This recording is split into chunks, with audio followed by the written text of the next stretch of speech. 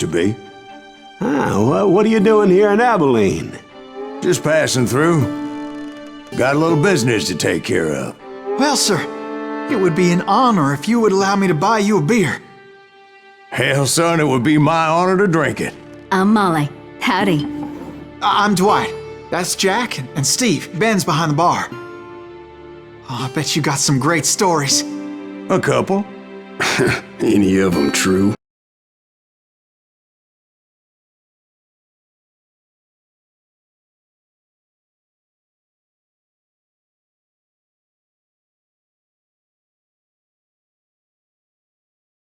Reading them dime novels, boy. First man I hunted was back when I was riding with Billy the Kid. You knew Billy the Kid? Damn right. That scrawny son of a bitch had no fear. Wouldn't back down for nobody. I heard he collected the 10 stars off any crooked lawman who crossed him. It was a war, boy. The Lincoln County War. And Billy promised his regulators would take the life of every bastard who helped bushwhack John Tunstall. Kid had a big chip on his shoulder and a hair-trigger temper. Made him dangerous as hell.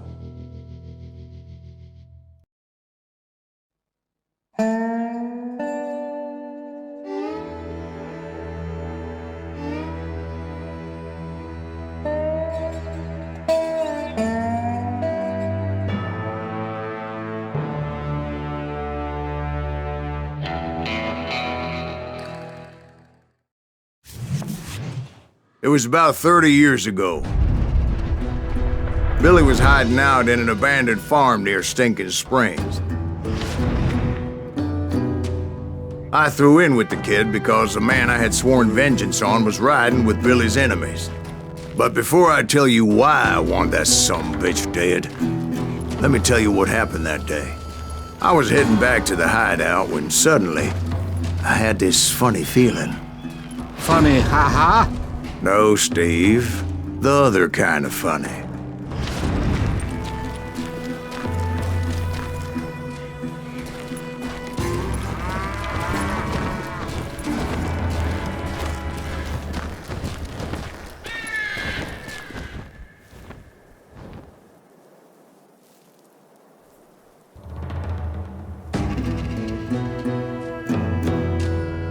You heard Pat.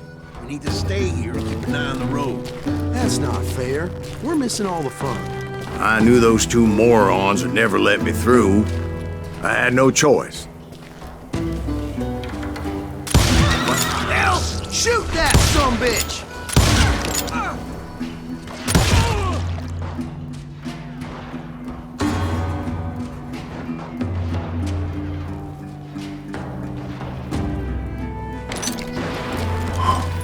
Was it Pat Garrett's posse? Oh yeah. I heard the shots and I knew I had to move fast. Garrett and his army of deputies had surrounded the entire homestead.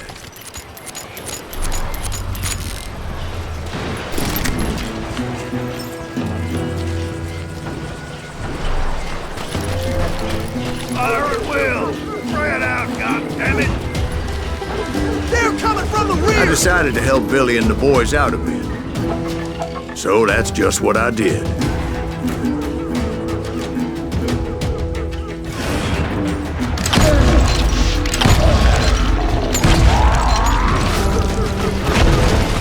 Hey, got one behind us! Stay on it! Covering fire! As the governor of New Mexico was paying for the kid's apprehension, Garrett was able to hire every gun hand in Lincoln County.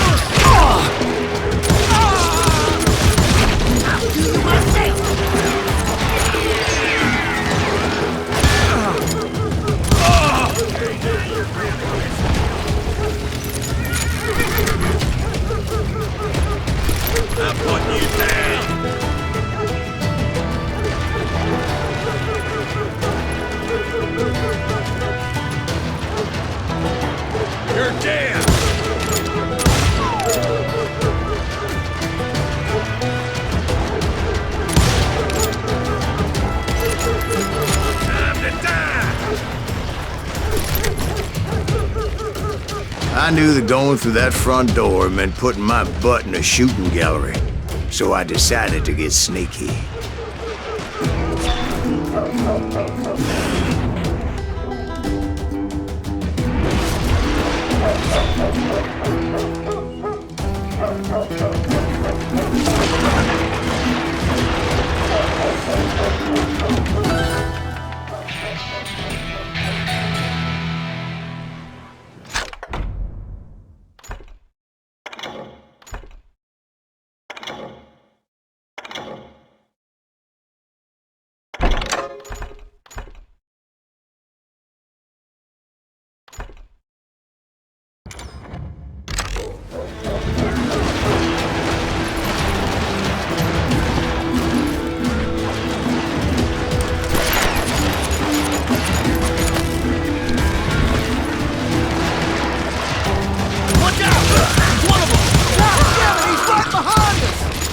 Garrett's men were running around like a bunch of chickens with their heads cut off. These some bitches.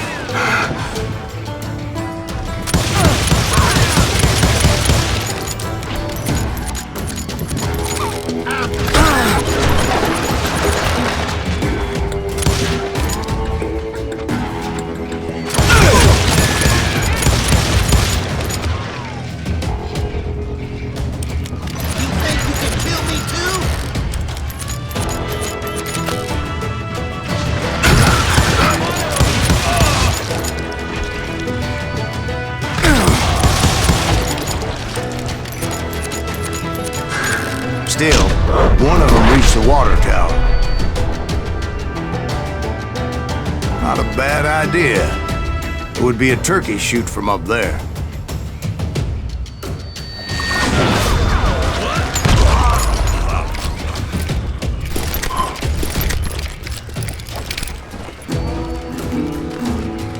Luckily, these shooters Garrett hired weren't as sharp as tools in the shed. The right position is very important. Personally, I prefer to be on top. Oh, you do you? Indeed, darling. But where was I? Oh, yeah.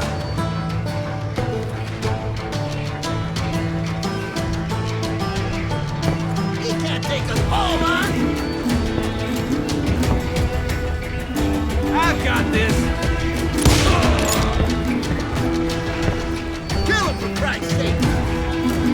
A lot of them were saddle tramps or sod busters or drunken drifters looking to make a few bucks. Where'd he come from?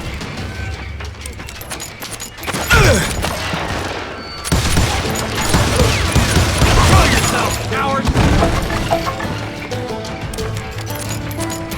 You ain't going nowhere!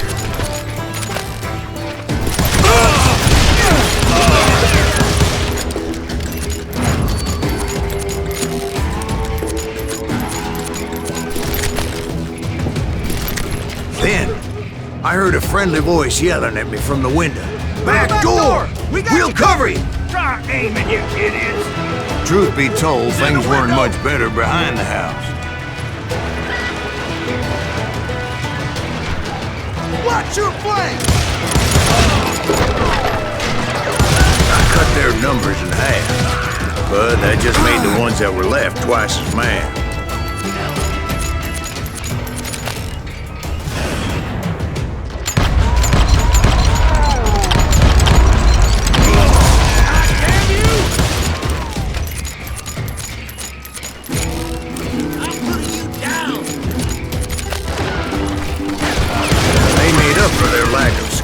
With a seemingly endless supply of ammo.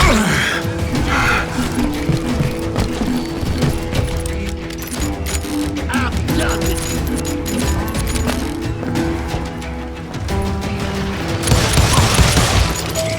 It was a bit of a slog, but I finally fought my way around the back of the house.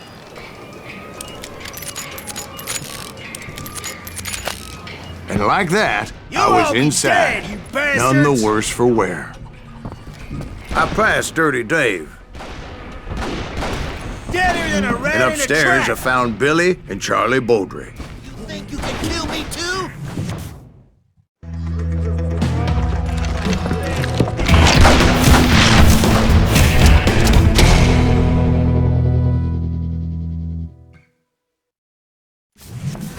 Billy looked at me and said, "About time, amigo!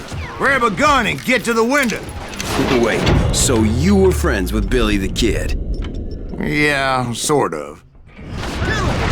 Anyway, we were surrounded by dozens of deputized shooters who wanted to do us harm.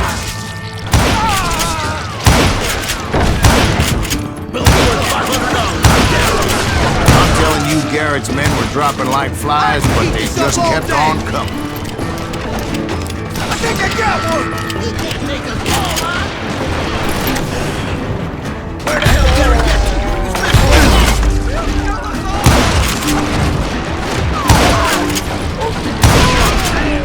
That's when Charlie got hit. "They're catching us in a crossfire," shouted Billy.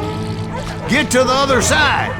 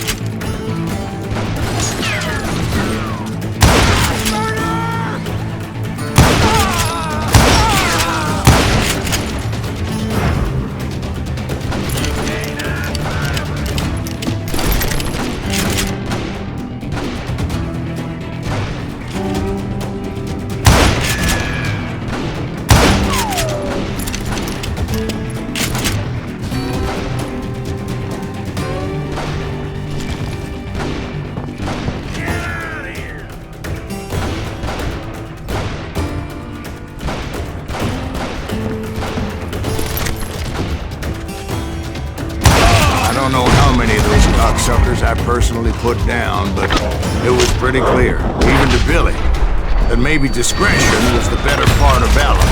What's that mean? It means that it was time to cut and run. "They got a Gatling!" Billy shouted. "Get the horses and bring them round back. I'll draw their attention."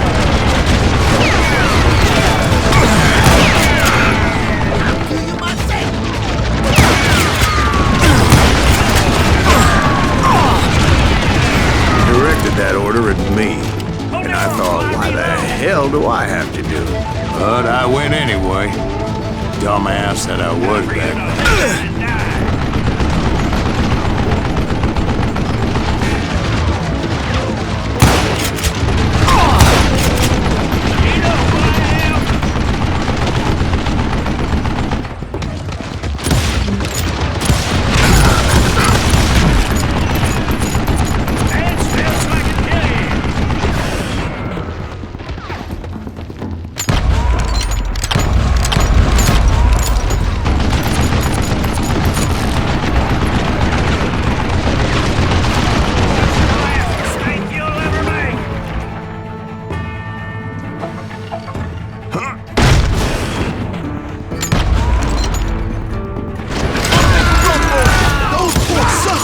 Many would have fled in my place.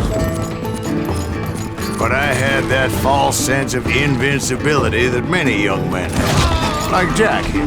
What are you saying, old man? Jack, he's just joshing with you. Yeah, he better be. Mr. Greaves, please continue. Please, call me Silas, ma'am. Now, where was I? Oh, now what?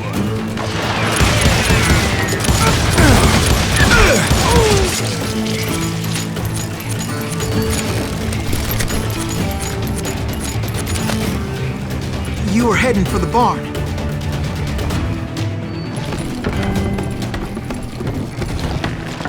I'm gonna gut you like a fish!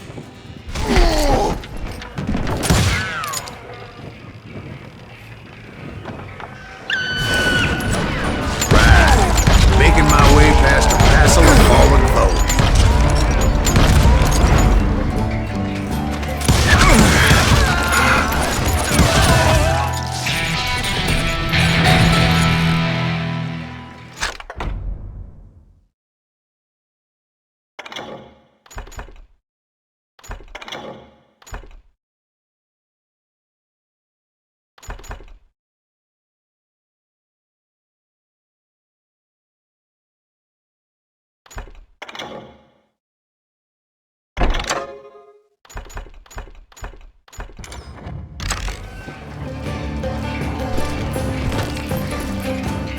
Sounds like Garrett hired a whole regiment of hired guns. Yeah, and just when I thought I was done with them, more of these hapless bastards would pop up.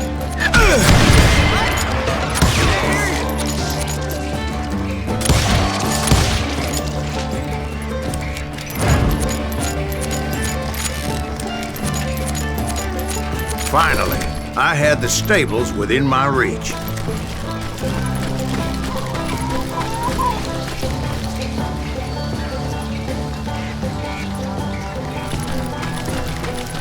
And that's when I met Sheriff Pat Garrett. I read that you went toe-to-toe with him, sir. That backstabbing bastard with that tacked-on tin star.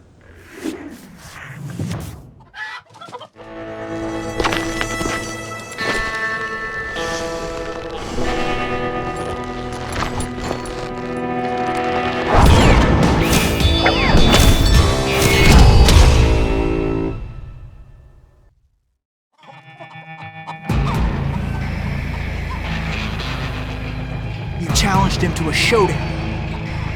You read that in a dime novel? It said he showed no fear as he took your measure with eyes like a rattlesnake.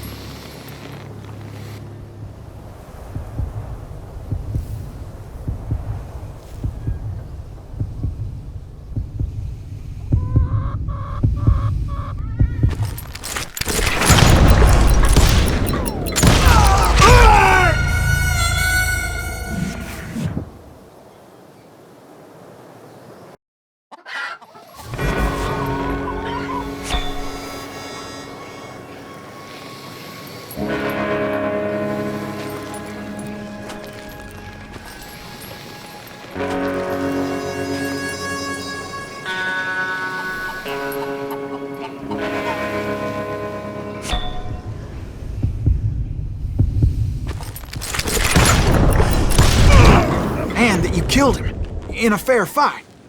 Is that what that Penny Dreadful said? No, boy. That ain't what I meant when I said I met Pat Garrett. So let me start again. I finally reached those damn stables.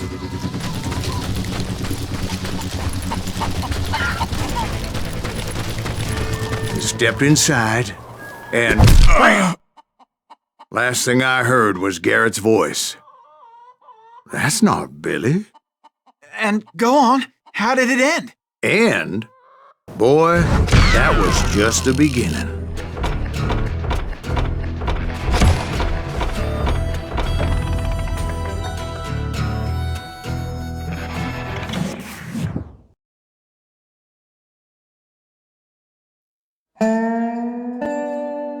So what happened? Did Garrett arrest you? Yeah, after I came to, the bastard had clocked me with his Colt.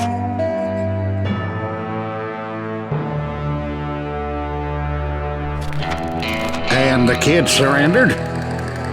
When he realized there was no getting out of there alive. So they locked you up in Lincoln? Indeed they did. Sentenced me to hang right along with the kid.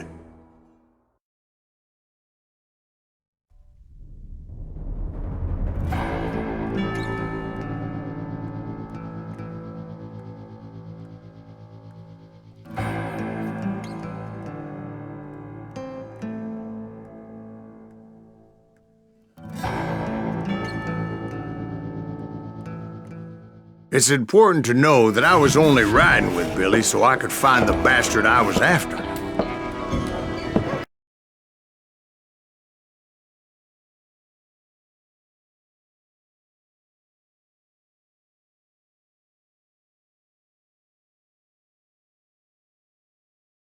Son of a bitch a bullet for what he had done to me and mine. Instead, all I got for myself was a goddamn death sentence.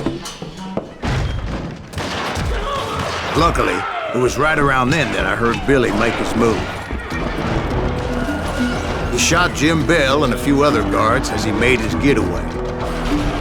Later, they wrote that some lady friend planted a pistol for him in the privy. What the papers didn't say is that Billy helped me escape too.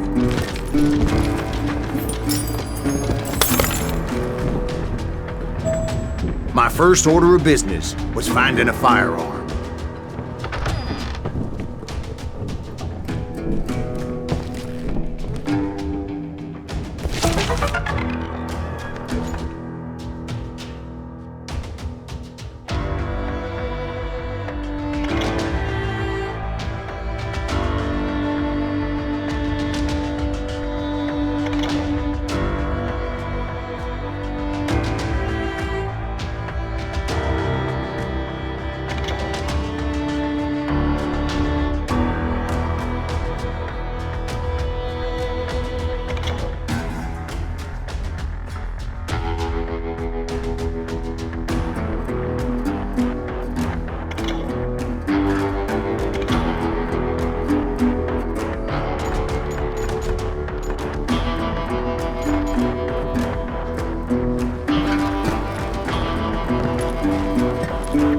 Luckily, I located Deputy Bob Ollinger's mean-ass shotgun.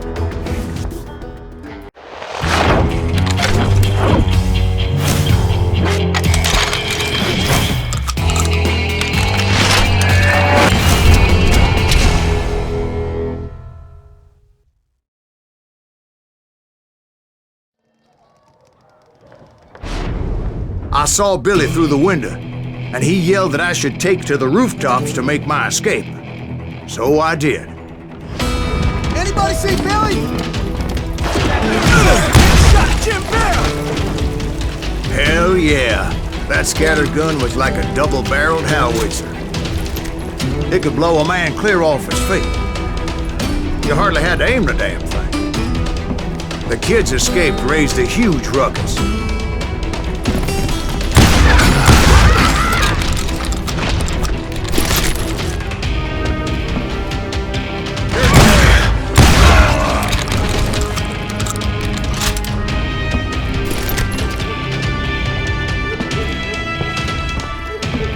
Guards were everywhere looking for him. Can't let the kid get away! Anybody see him?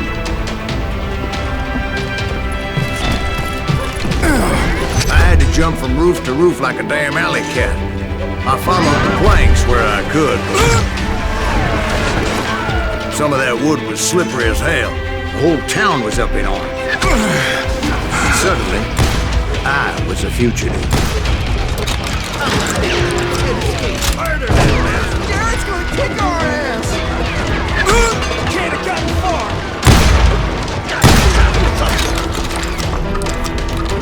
Middle-ain't that sucker! Billy broke out of jail! Violence is not the answer.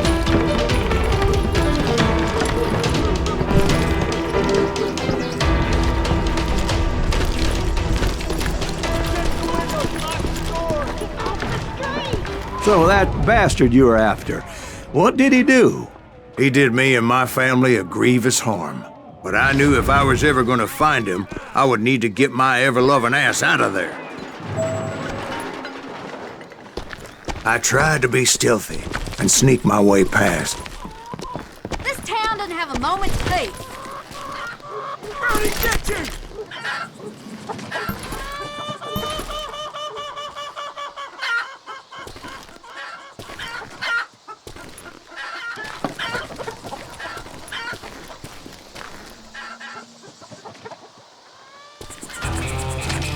You! But hell if they weren't all waiting for me. Apparently, some of them thought I was Billy. He's in town somewhere! See, me and the kid shared a certain similarity in build and color. I was just glad I had Deputy Bob's mean-ass shotgun. You maniac! You won't get away with this!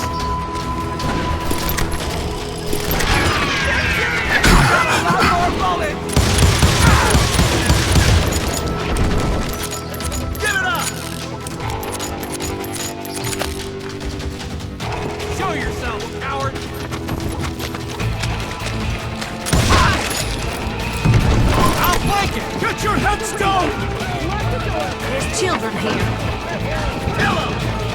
So much lead was whizzing by my head, it was like everyone in Lincoln wanted to put me in the ground. I knew I needed to find a horse.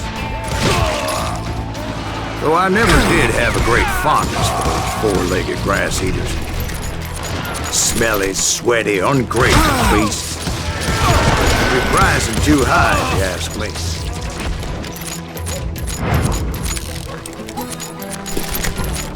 I've got this! Put down your weapon!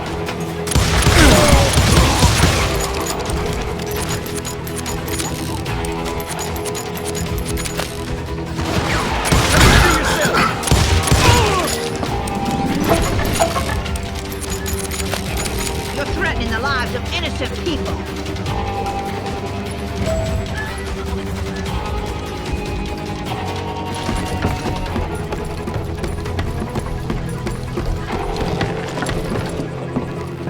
That town's going to hell in a headlight!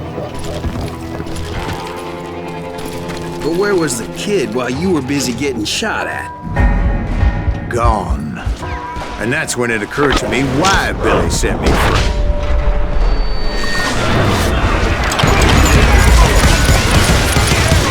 So I could be a hapless decoy and draw attention while he snuck out of town.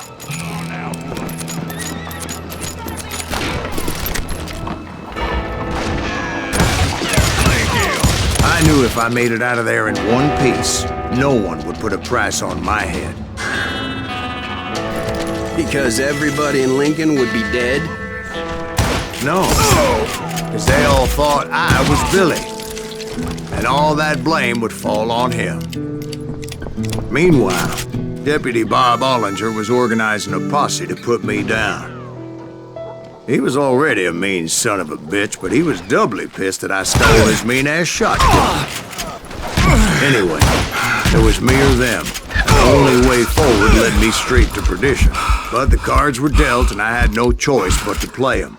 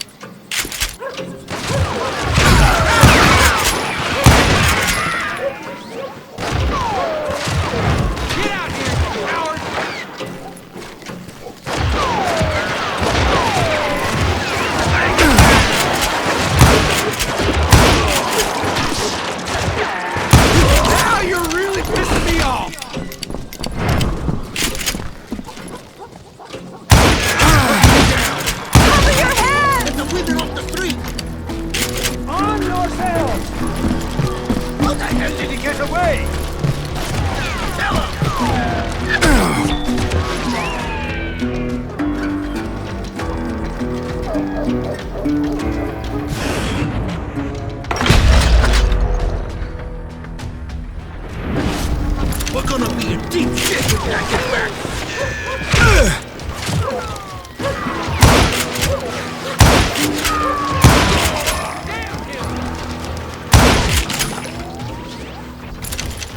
You won't get away with this!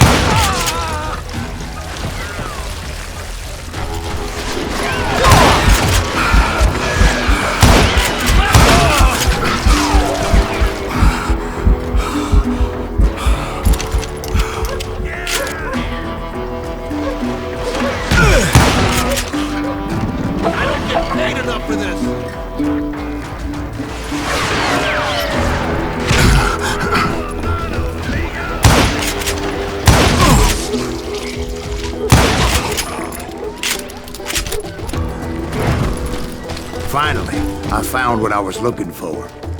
The stables on the edge of town.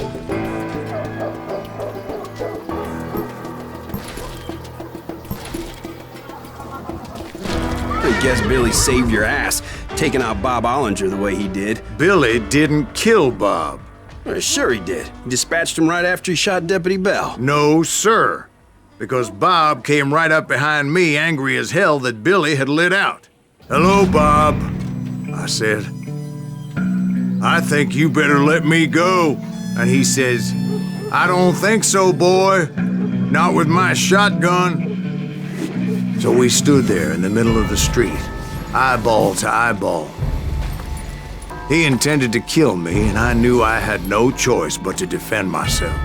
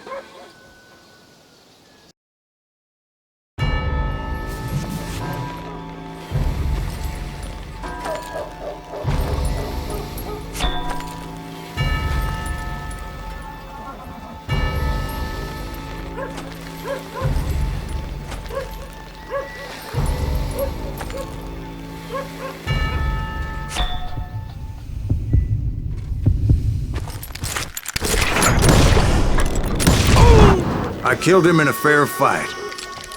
Everybody saw I had no damn choice. Well, Lincoln got a mite depopulated that day. Pat Garrett gunned down Billy 3 months later. So where'd you go after Lincoln? Mexico. Until I realized nobody was looking for me. I ended up taking a job at the Rurales. The Mexican Rurales? I was hired to help them track down the cowboys. The most vicious outlaw gang in Cochise County? Curly Bill Brocious? Johnny Ringo? Led by old man Clanton himself. They must have paid you a pretty penny to take them hombres on. Not really.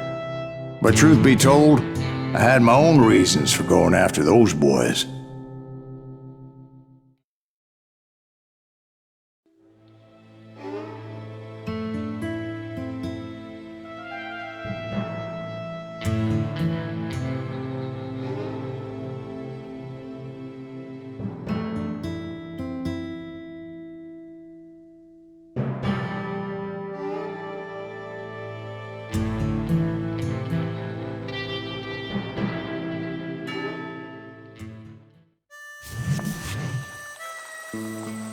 So was the bastard you were after now riding with the cowboys? Roscoe Bob Bryant was his name. Oh. But no, this time it was a different bastard I was after. The aforementioned Mr. Ringo. I came upon them robbing a stagecoach, which wasn't surprising, being they were such murderous thieves and bastards. The bandits wore red scarves, so I knew they worked for the old man. Over there! I did my best to help those poor passengers.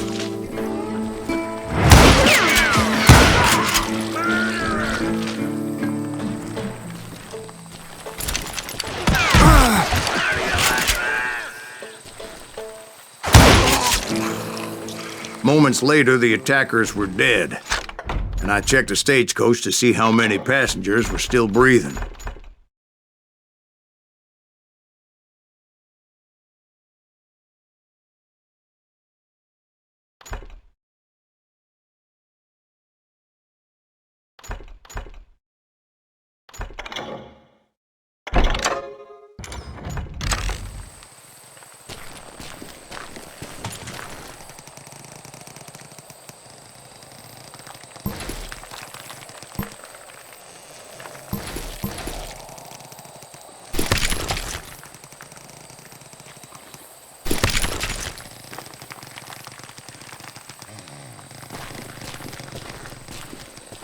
None. It was then I wondered if the rocks weren't hiding more bandits. Was that all of them? Or did I just hit the rear guard? I quickly got my answer. They attacked from on high like Apaches often did.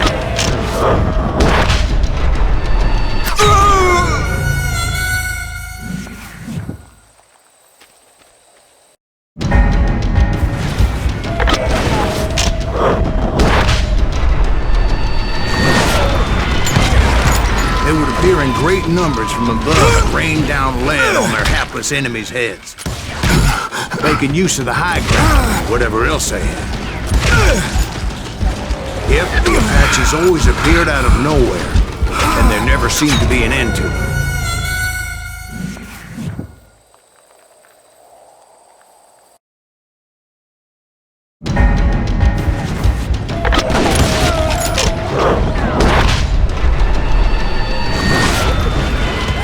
They would appear in great numbers from above and rain down lead on their hapless enemies' heads, making use of the high ground, whatever else they had. Yep, the Apaches always appeared out of nowhere, and there never seemed to be an end to them. Hold on. Were you attacked by Apaches? What happened to the cowboys? Did I say they were Apaches? I said Clanton's cowboys attacked me Apache style. I was in a pitched battle, but I was holding my own against an overwhelming enemy force. Where's he going?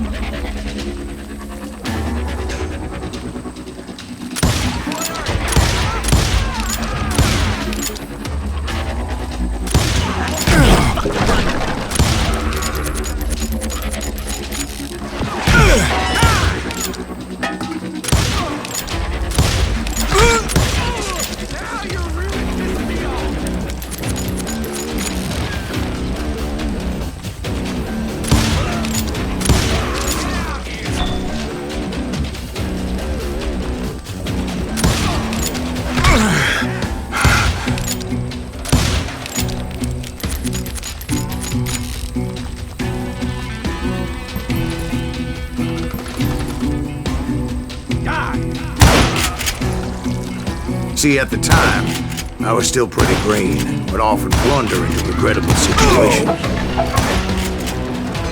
But I just kept shooting at anything I could see up in those damn rocks. I didn't see Ringo, but I knew he was with the cowboys. He and Roscoe Bob had done me a dreadful wrong, and I was determined to have my revenge. But to get to Ringo, I knew I'd have to fight my way past these other assholes first.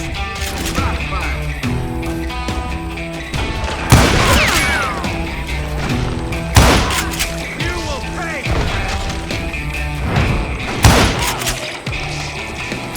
Hard to hit a moving target.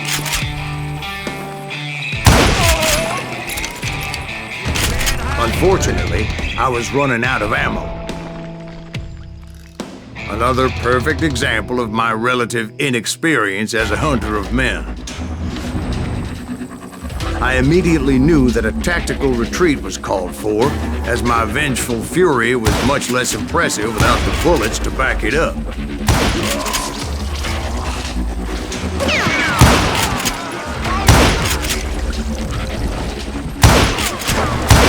Finally, they managed to corner me. Trapped as I was, the odds of my survival seemed pretty slim. Luckily, serendipity was on my side as I suddenly spotted a way out of my predicament.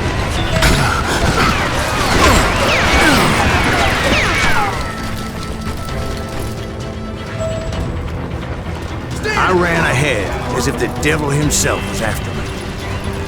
Bullets were whizzing by my ears, but I wasn't about to roll over and die. I just kept running like there was no tomorrow.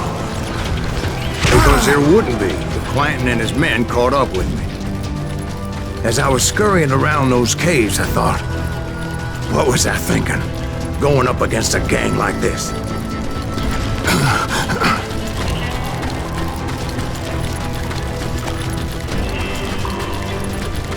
I just kept running, not knowing where the hell I was going.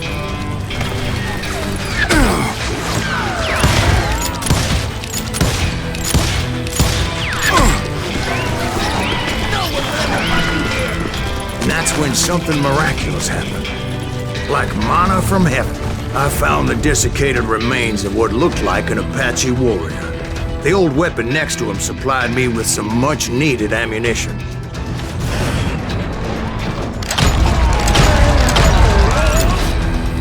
Bat Masterson once told me it was more important to be lucky than good, and he would know. And imagine my surprise when I found a fistful of dynamite to go along with that ammo.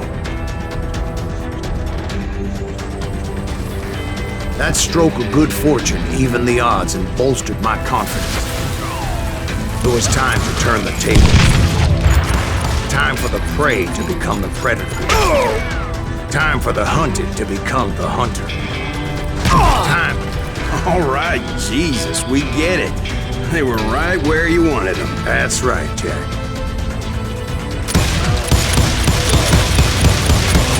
I was done running. The old man's boys were not expecting that. No, sir. I came at them like a wildcat. My fury knew no bounds.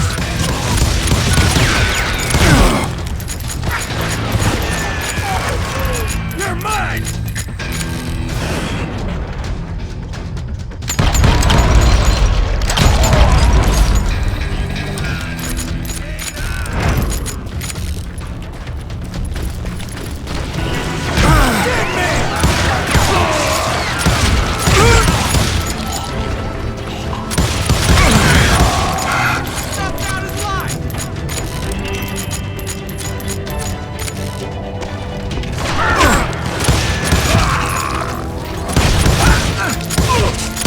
It was finally time for that old man to pay for his sins.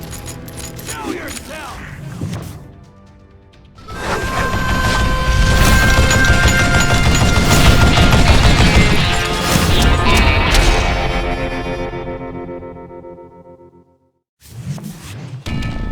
I yelled out at the top of my lungs, "Clanton, I'm coming for you!" A little stealth might have made more sense, to be perfectly honest. Because that old fool had a Gatling gun and enough bullets to last him till kingdom come. But I knew I could not let that deter me. Not if I was to find and kill Ringo. I needed to get that old man off that gun.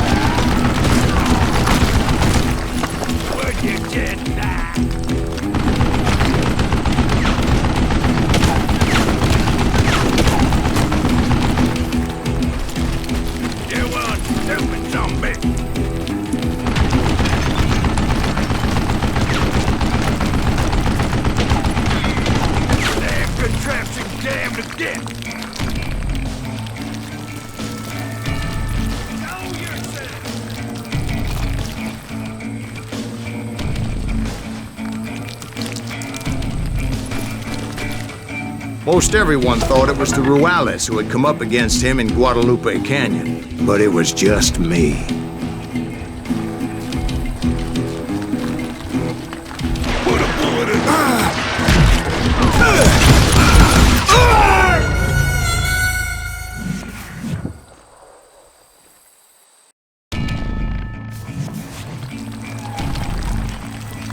Why are you so afraid?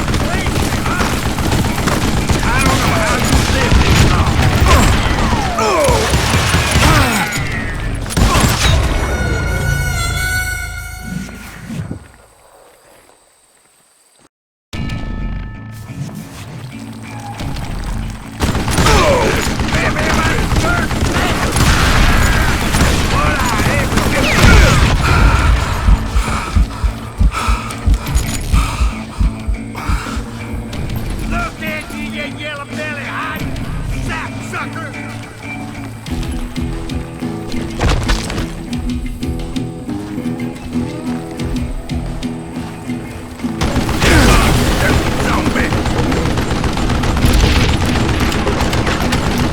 What a piece of crap!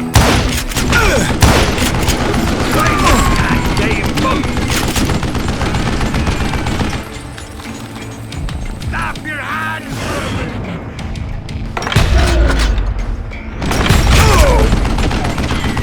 I don't know how you lived this long.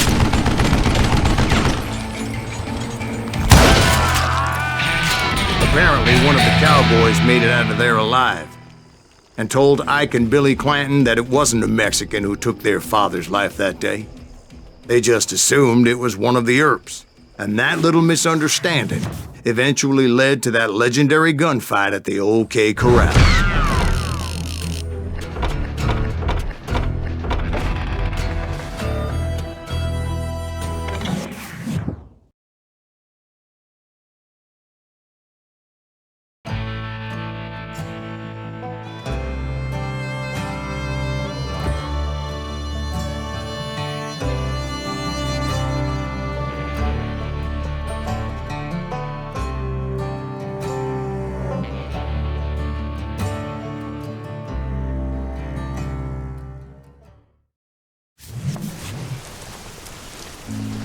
A few weeks after that dust-up at the OK Corral, I was still after Johnny Ringo.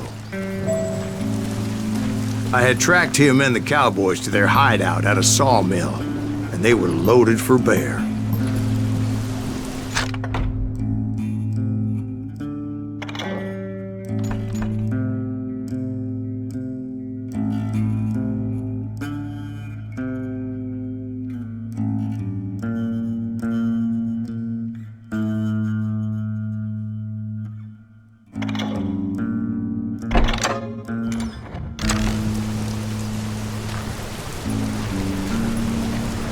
Somebody's coming! So, what exactly did Johnny Ringo do to piss you off? Well, him and that other bastard. Roscoe Bob Bryant? Yep. They both deserve to die, and I promise I'll tell you why. First, I need to tell you about the Cowboys' new boss, Curly Bill Brocious. Earp's coming! Get ready, boys.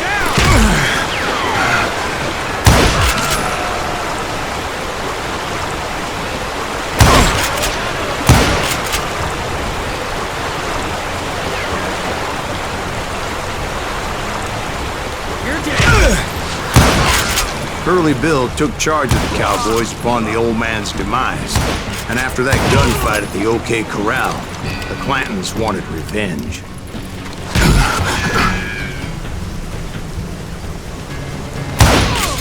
So they murdered Morgan Earp and grievously wounded his older brother, Virgil. Is that one of Wyatt's boys?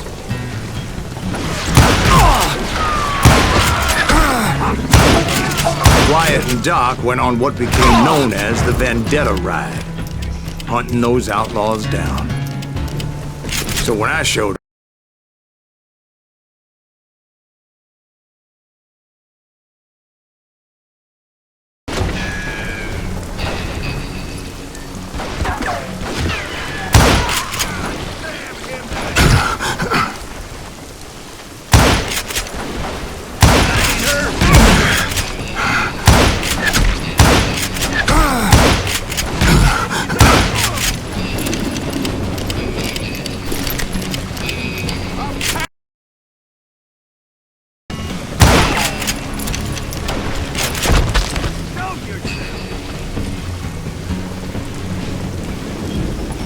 I got a bullet with your name on it, boy.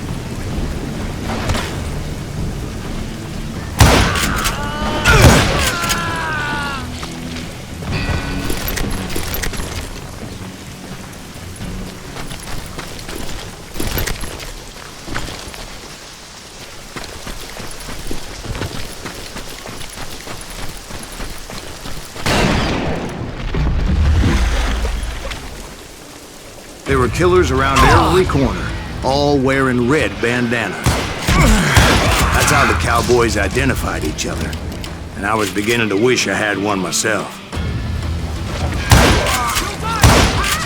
But I wasn't about to let Ringo walk away unscathed. And that's what drove me forward. They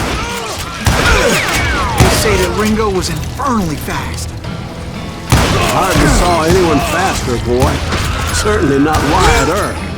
That man was all hat and no cap. Earp wasn't much of a match for him, but Doc Holliday might have taken him. That Lunger should have kept his nose out of it. They never charged anyone for the murder of Morgan Earp. But everybody knew that Curly shot him in the back. That was common knowledge. Yeah, maybe so.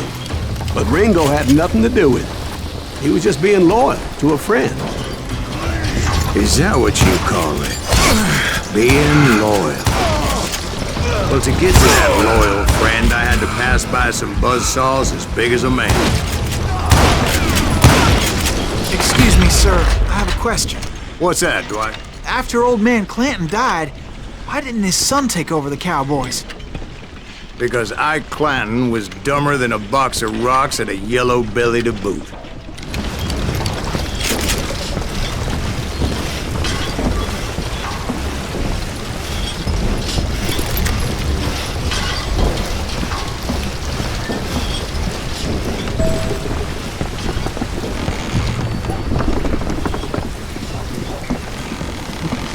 Now, where was I?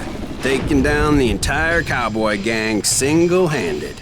Indeed I was, Jack.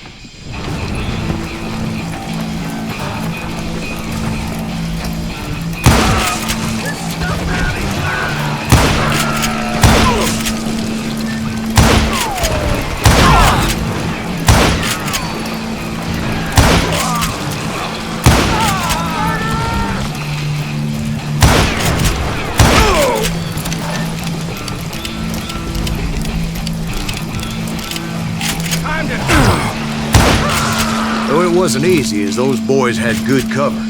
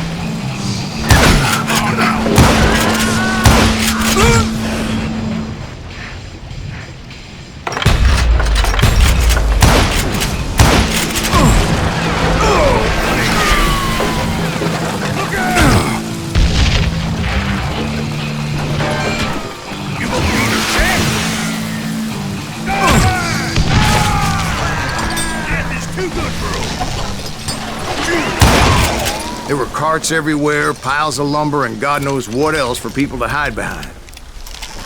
That really was one hell of a sawmill. Quite an impressive operation.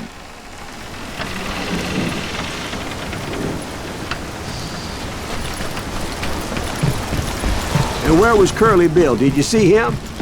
I'm about to get to that, Ben. Patience. I'm painting a picture here.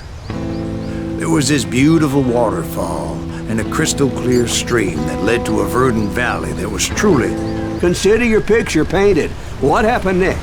Well, finally the bastards that were still alive made a last stand.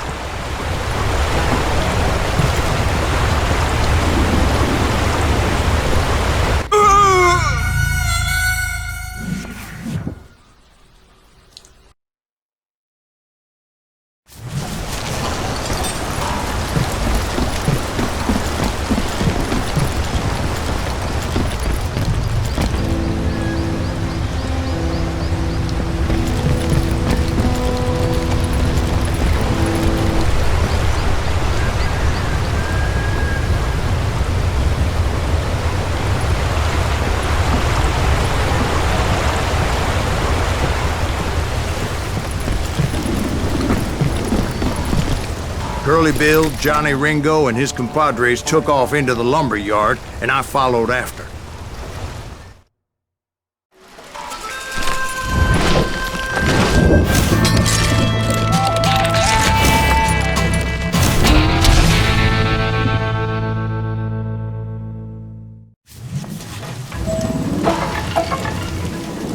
Are you saying they ran? Cowardice was not in Ringo nor Curly Bill's nature. No, sir. I never said they were running scared. They just wanted me out in the open. Time to dance with the devil. You can't hide forever, boy. You working for Wyatt Earp? If that's something you kill me.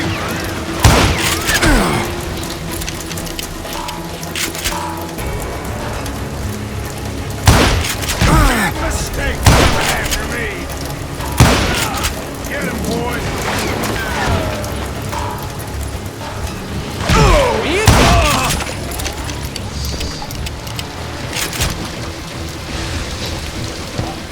You working for Wyatt Earp?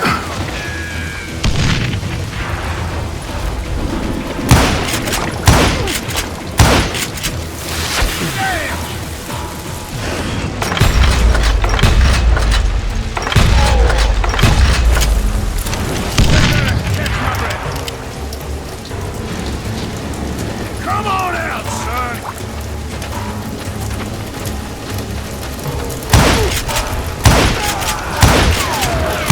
Taste, brother!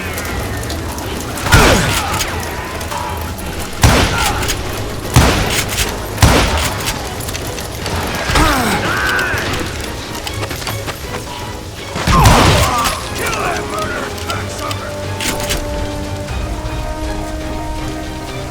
Hiding like a scared little puppy.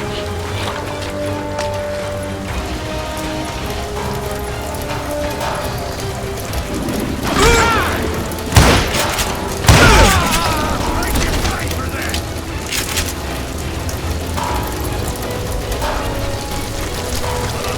Come out wherever you are.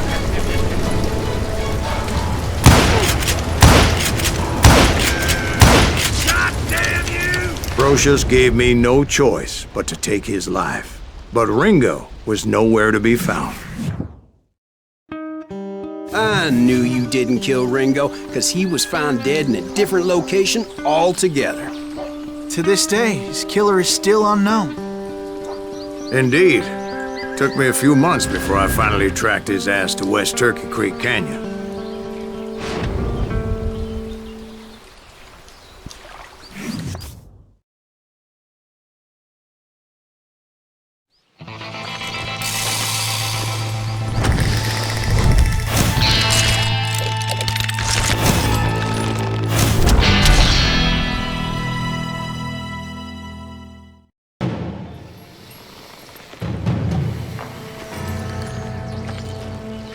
That's incredible, sir. I always thought that Doc Holliday was the one that killed him.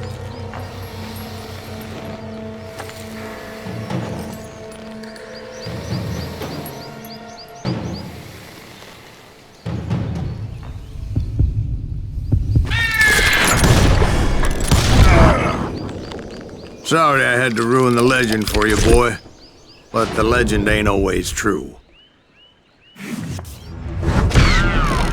Doc Holliday had nothing to do with the death of Johnny Ringo.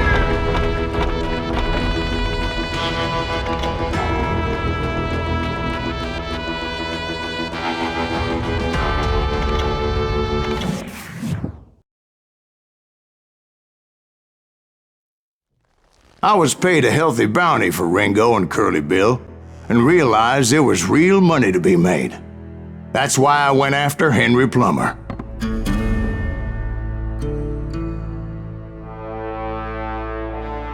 Now, wasn't he the sheriff who augmented his income by shaking down miners and robbing gold shipments? That's the one.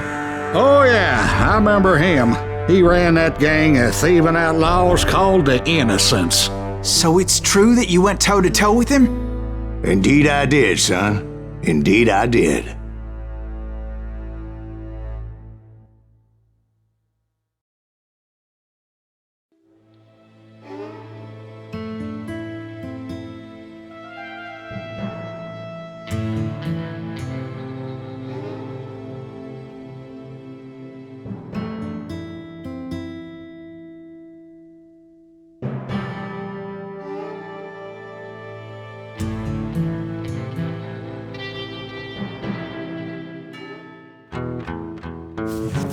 I knew I needed resources if I was going to track down Roscoe Bob Bryant, and hunting Plummer looked like a good way to get rich quick.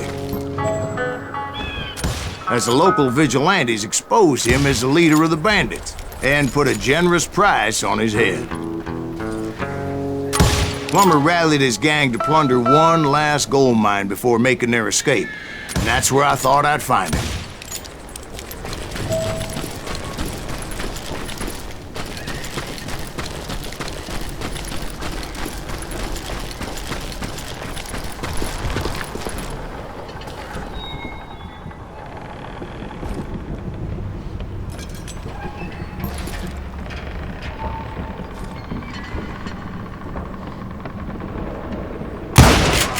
As my late father pointed out to me more than once, God made men, but Samuel Colt made them equal.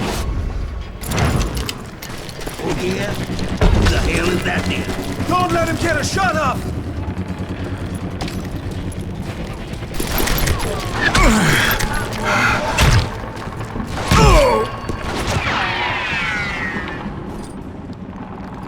That's it for you!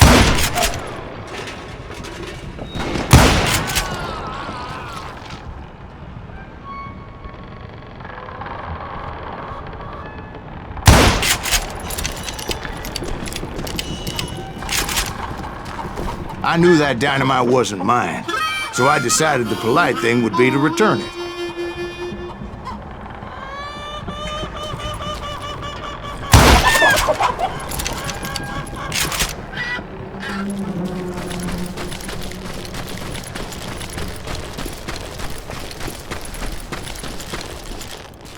It was the biggest gold rush since Sutter's Mill in '48.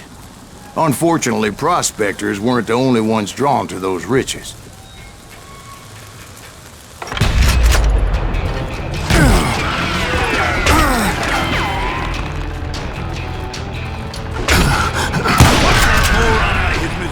There were thieves, killers, robbing travelers, and hijacking gold shipments. Like those that ran with Plummer. Some were just regular folks I knew from town, drawn by greed and easy pickings. Charlie Crow, the blacksmith.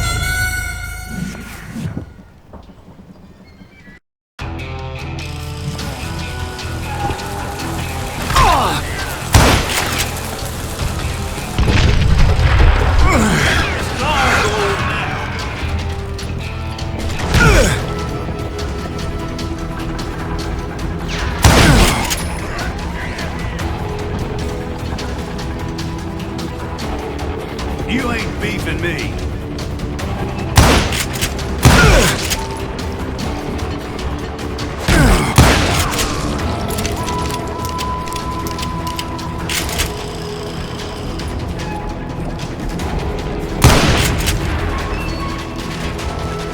James, who worked in the stable. Sam and Jeremiah Barber, the butcher's sons. Ordinary citizens who lived a double life. Stealing and thieving and murdering their neighbors.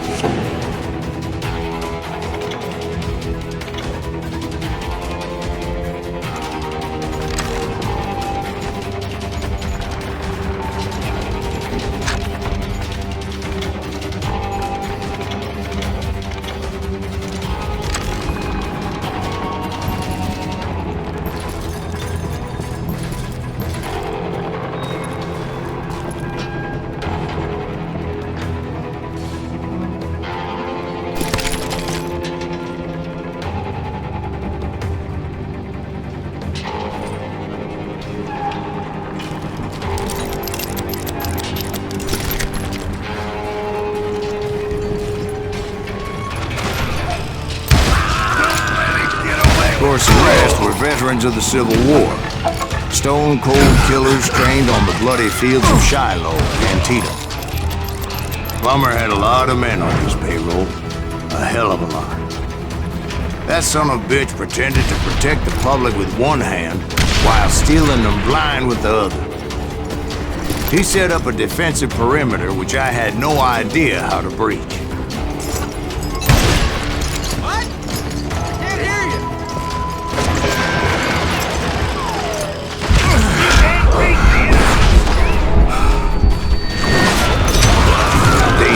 Desperate individuals.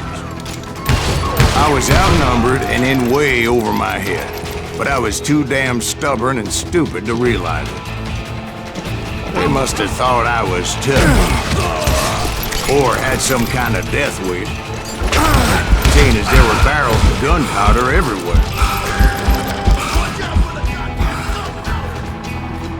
One stray bullet, one stray spark, and I'd be blown to hell and gone. I thought I was some kind of hero.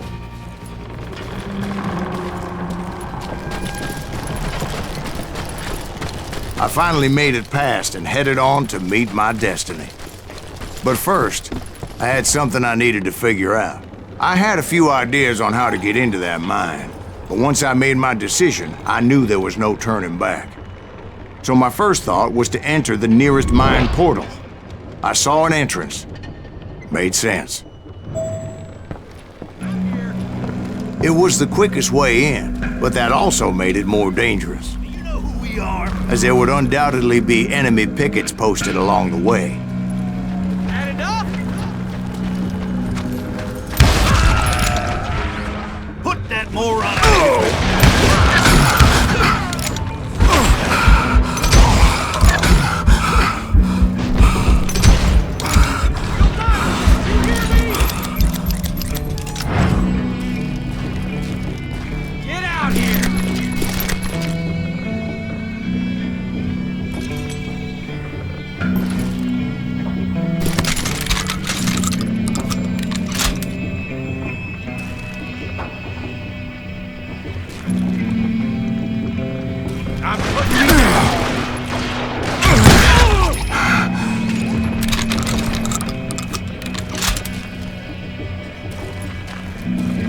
Besides, once you enter a mine like that, it's easy to get all turned around. And that confusing maze of corridors wouldn't even be the worst of it.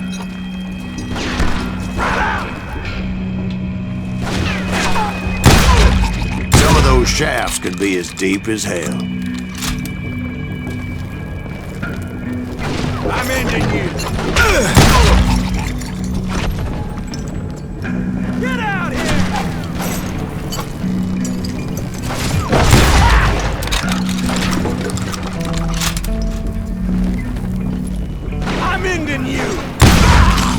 single stumble or misstep can easily end in a deadly plunge to oblivion.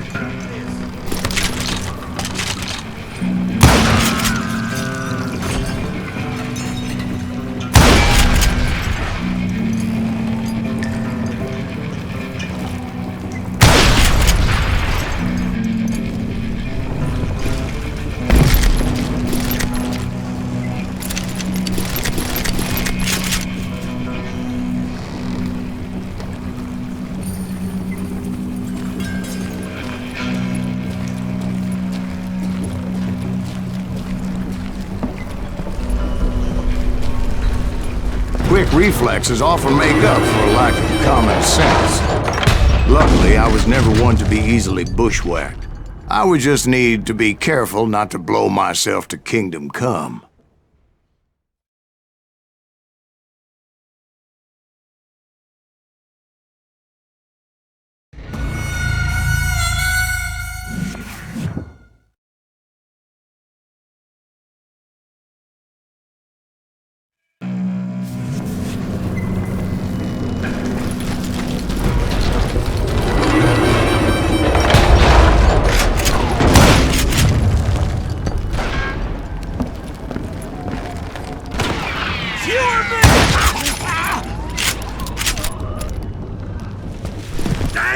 With all that gunpowder and dynamite everywhere, a body has to know what he's shooting at.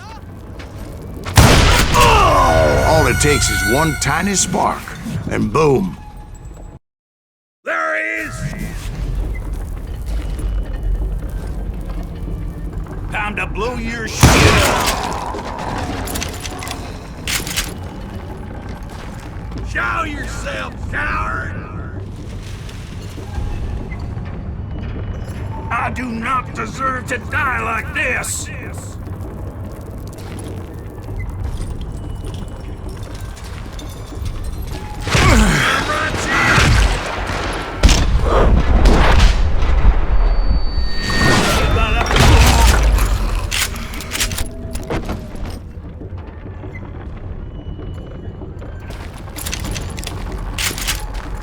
One wrong bullet could have turned that mine into a dad-blasted tomb.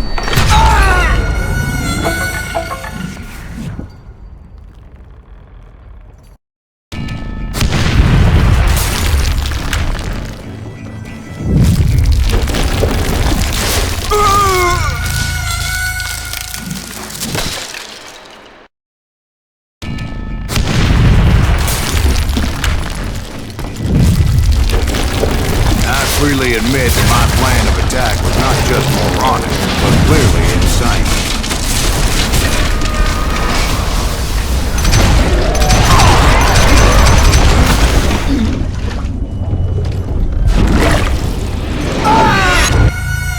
It's a good thing that I abandoned that ridiculous plan before I even tried it. Instead, I spotted a ladder, a way into the mine from the opposite side.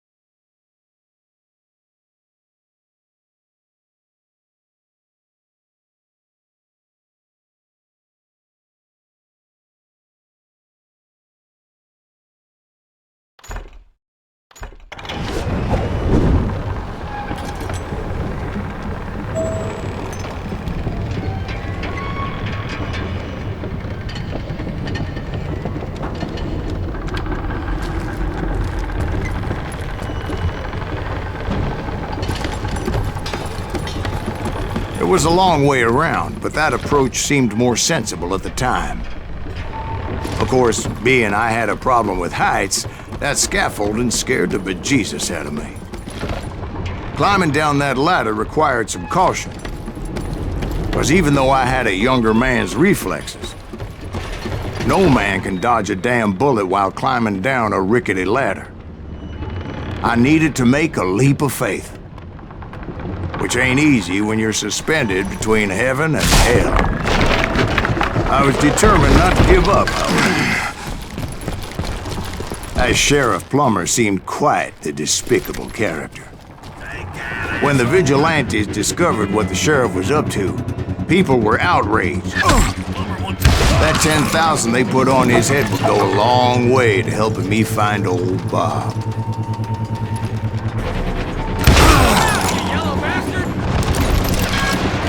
And I had made it my mission to settle that score come hell or high water.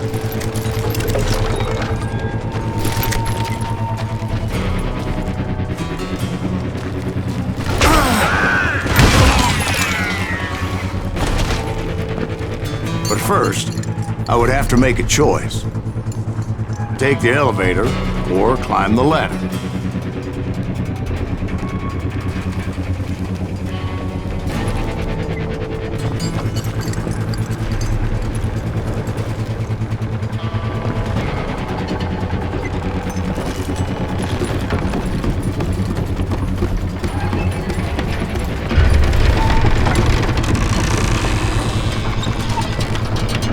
I wanted to use the element of surprise. Plus, I figured I could use the exercise. I was warmed up already, so what the hell?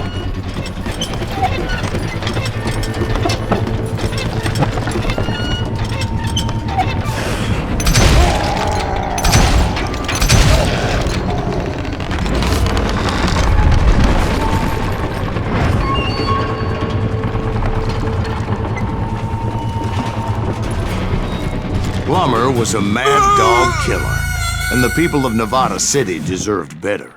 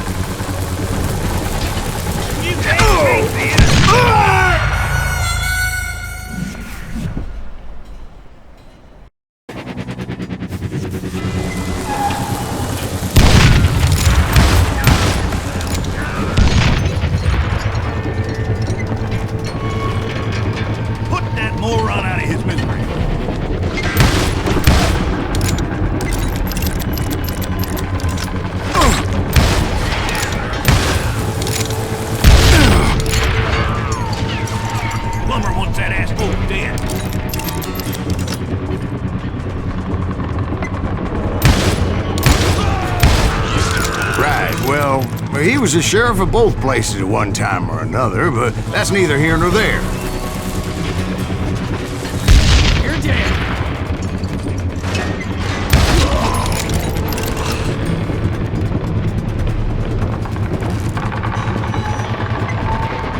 You're done.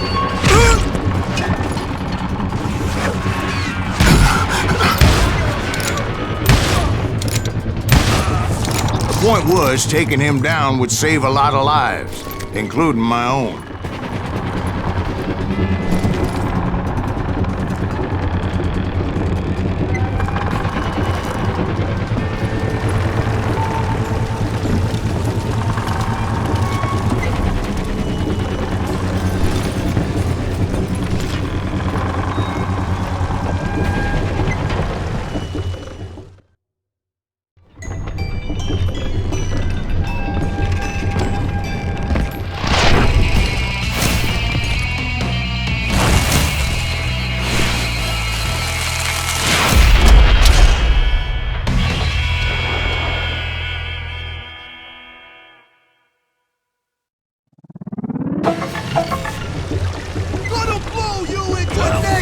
This day is just getting worse and worse.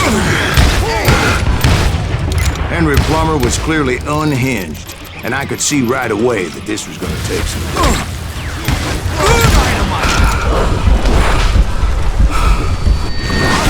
All medieval on your ass!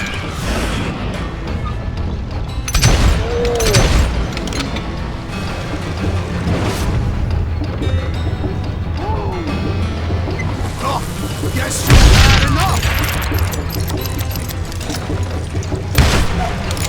Oh, for you today!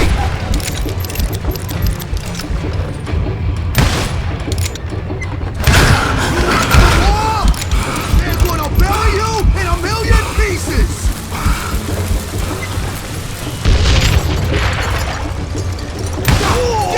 I need some help here!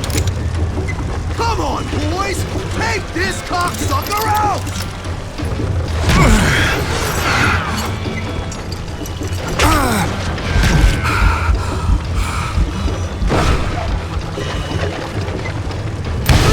My damn eardrums!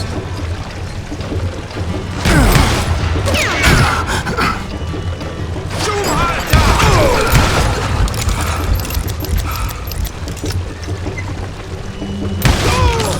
I'm sorry, son of a bitch.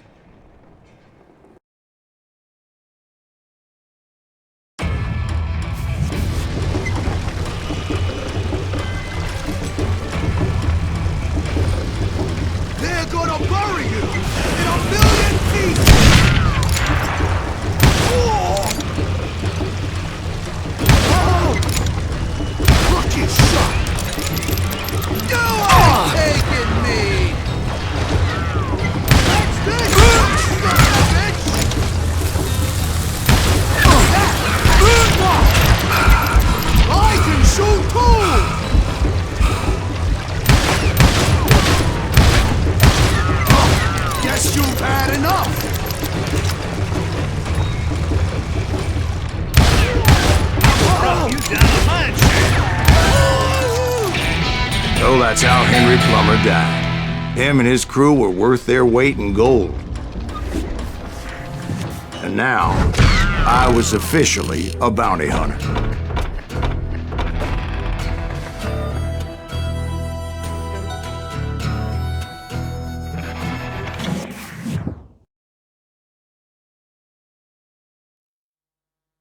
So, did you finally go after that Bob feller?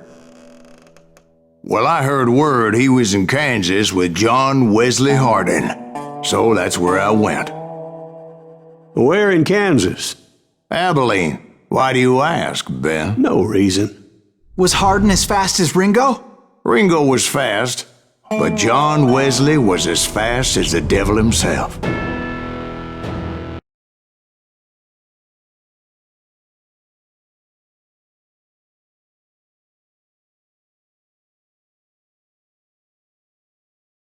On his head and wouldn't back down for nobody, not even Wild Bill Hickok himself.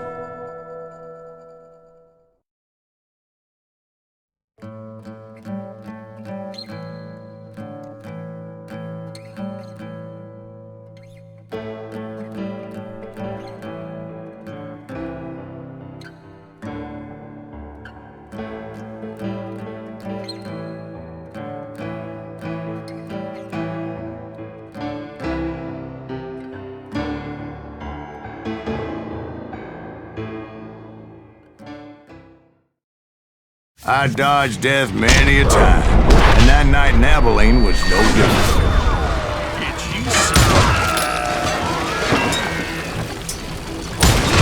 I was there with the intention of finding that bastard Bob and collecting the bounty on John Wesley.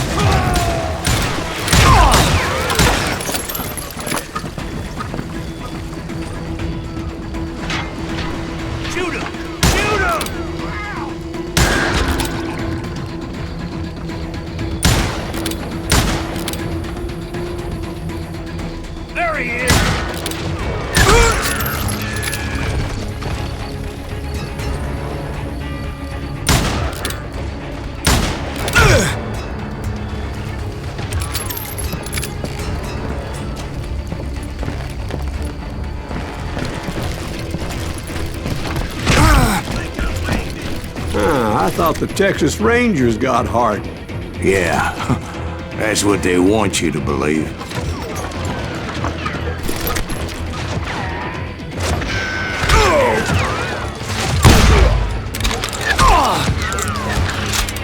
Goddamn, he's hard to hit!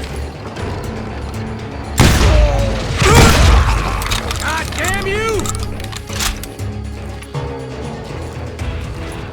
Had enough?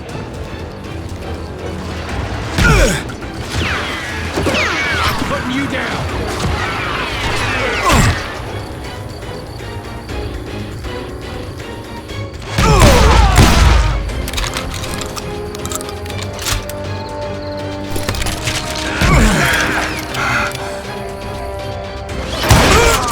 It was cold in a witch's tit and a brass bra that night as I fought my way past his loyal compadres.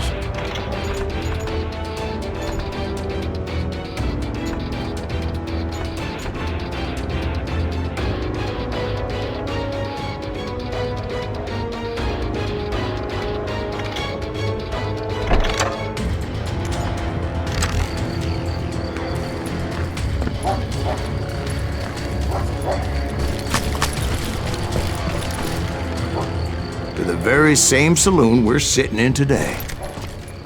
Look around and imagine this place painted in blood. Hardin was waiting for me, and...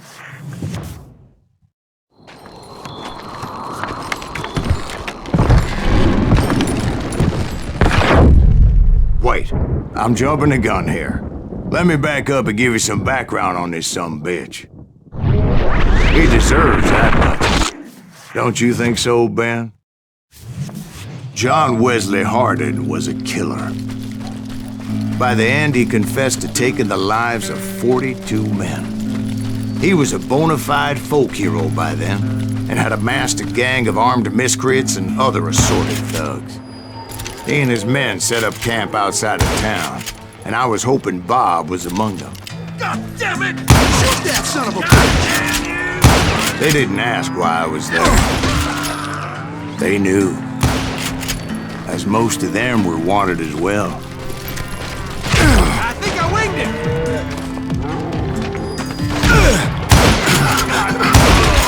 I figured Harden was here somewhere, but to get to him, I'd have to get past his gun hands. And that was easier said than done, as most of them were as foolish and full of bravado as I was. I had to spill a lot of blood to find out Harden wasn't in that camp. He was carousing in town with his closest friend.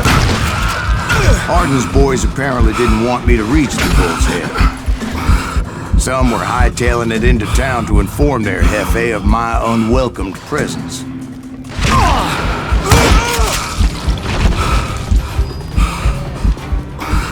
Can't believe you killed me!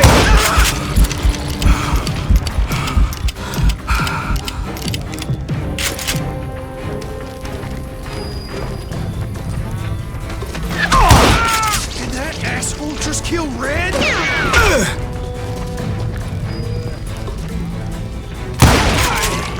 Son of a bitch!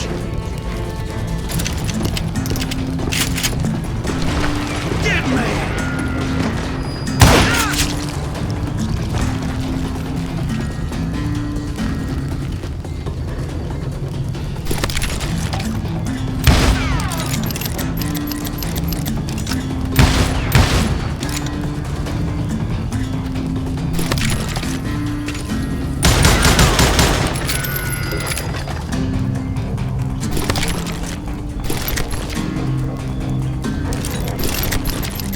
Tell Harden someone's coming for him. Stop that sumbitch! Let the boys know we got another law dog. That's right! Run!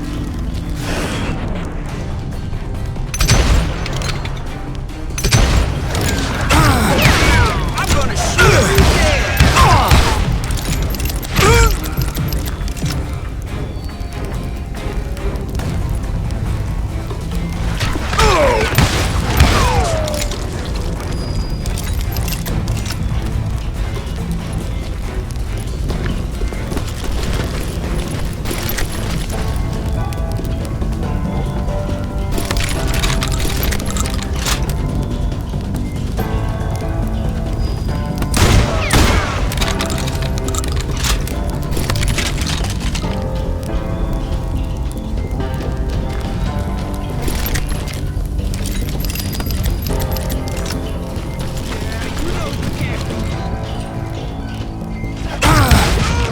I wondered if Bob was among them.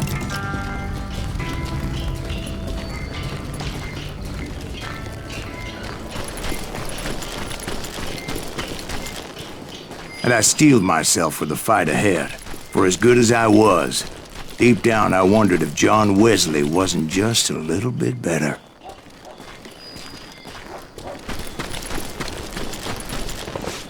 Before I could test my mettle against Harden, however, I would first need to dispatch his cadre of hired killers.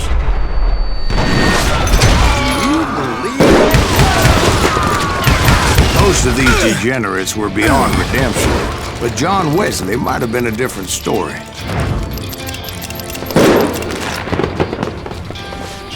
Kill that stupid son of a bitch!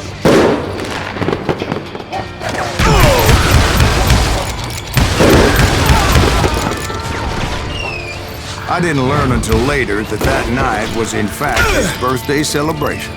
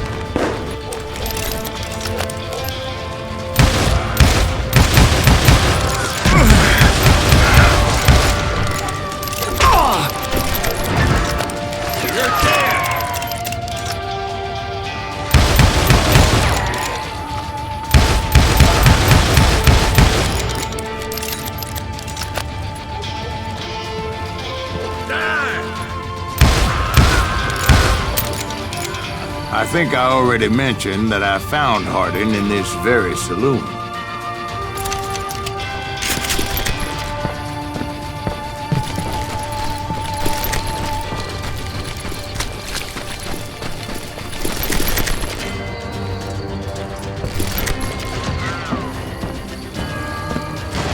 Suffice it to say, nobody there was happy to see me.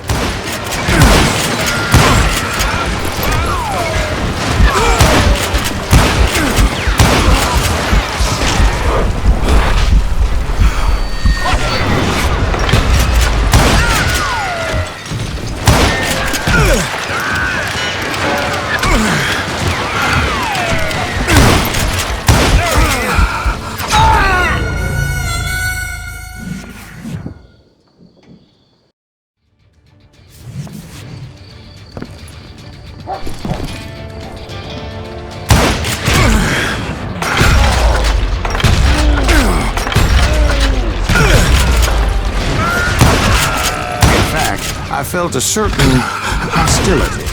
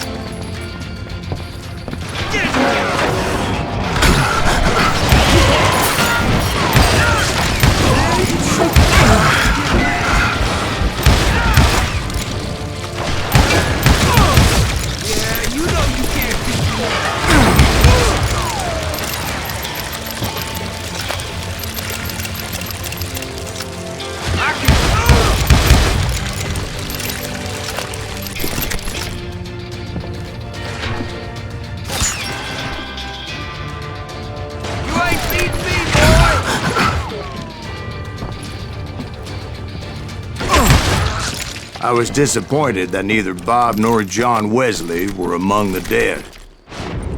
But that was short-lived, as a moment later I was facing down the fastest gun in the West.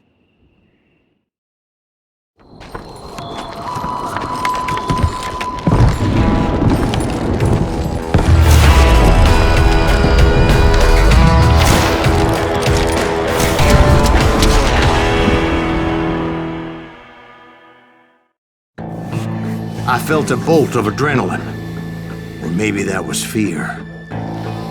He was well known for his tricks, and I knew I'd need my own if I was ever to defeat him.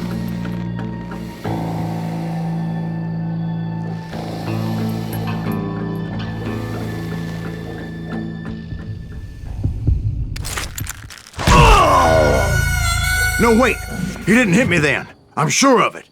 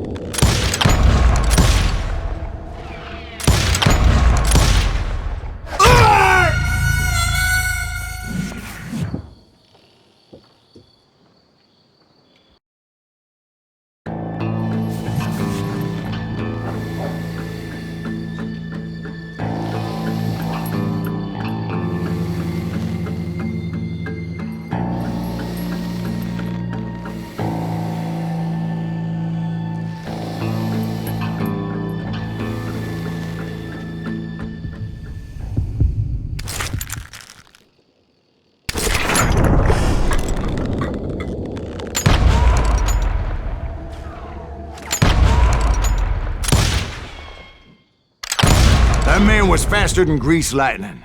But being inebriated as he was, he didn't count his shots. And now, he was at my mercy. So he didn't die? No, I sent him to prison. Years later, after he was free, some restless avenger took his life. Shot him in the back at a saloon just like this one. Anybody up for another beer? Ben?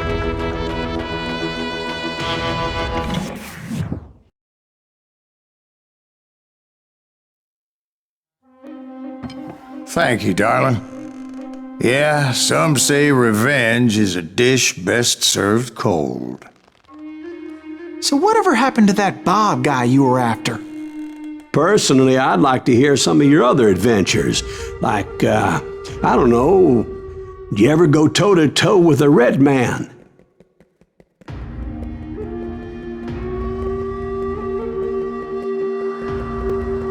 Yes, I did, Ben. I remember once I was after this renegade Apache, Grey Wolf. Strangely enough, revenge was also his primary motivation.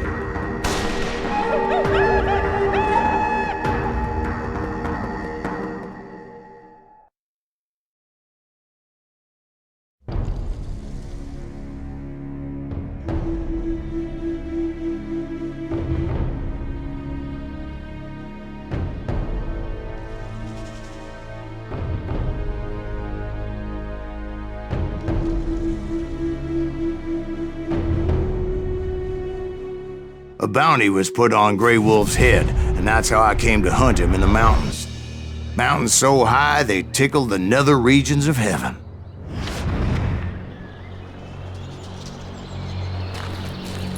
Grey Wolf was a Chiricahua Apache medicine man who had led a war party in revenge for a massacre against his people. The U.S. Army had attacked his tribe during his daughter's sacred sunrise ceremony, and the slaughter was unspeakable. I understood his anger, as there's nothing more traumatic than seeing those you love die in a cruel and painful death. Right from the beginning, I couldn't shake the feeling that Grey Wolf was watching my every move. He led a band of young Apache warriors who wanted retribution and were more than willing to die for him.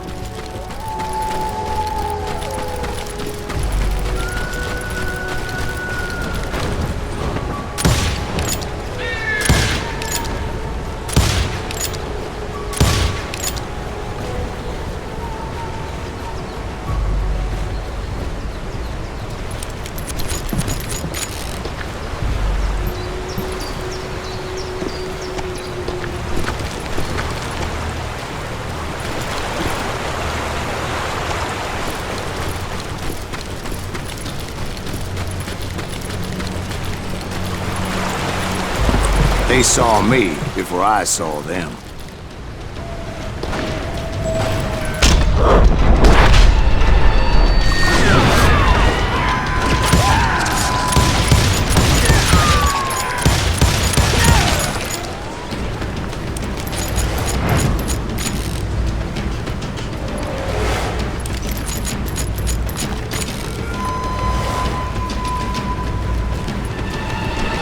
And it crossed my mind that maybe this wasn't such a good idea. But now that the shooting had started, there was no backing down.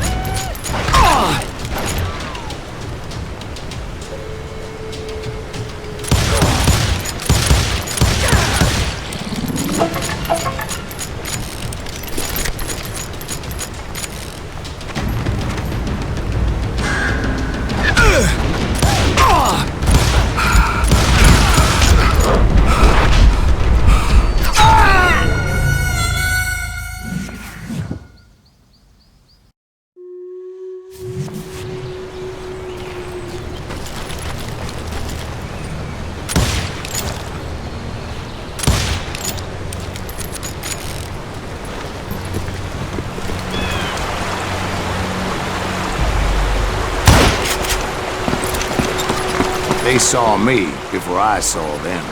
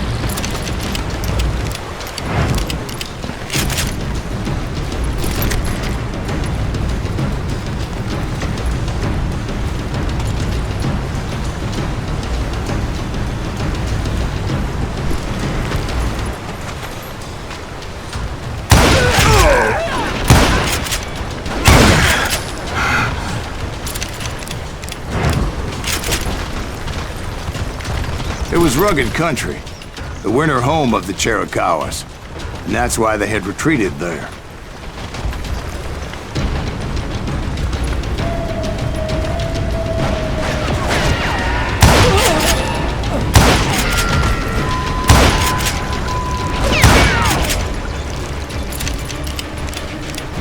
I admit to having some regrets about going after them the way I did. But then again, I got a lot of them.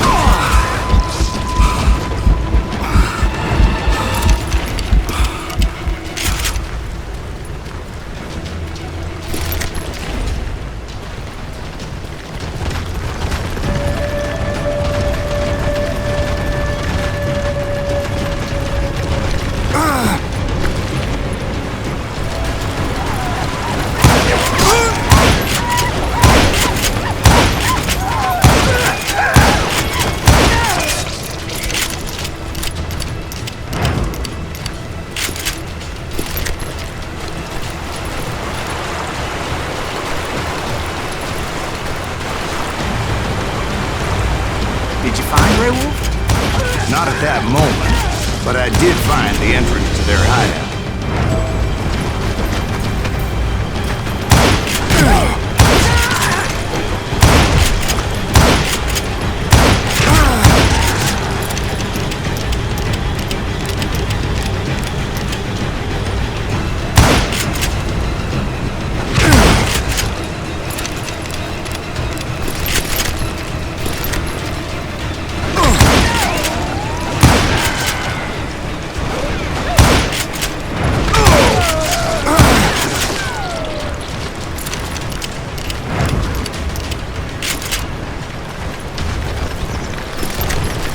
A deep crevice that led to a deeper cave.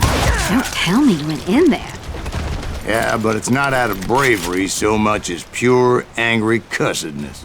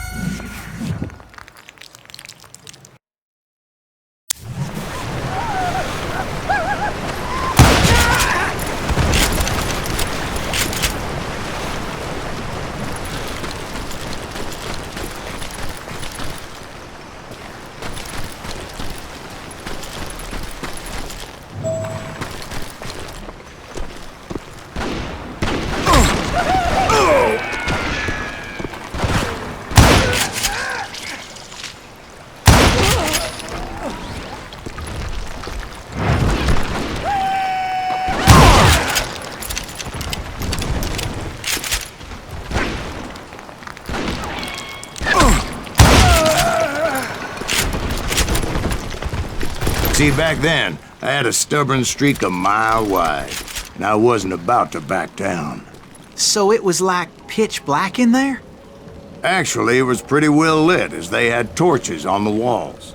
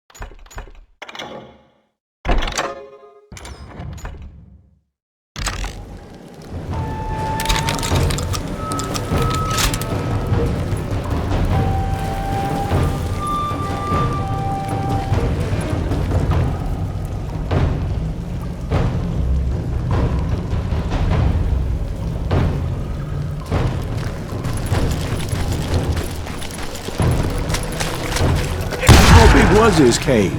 Big as hell, Ben. Chiricahua had hid out there during the Indian Wars.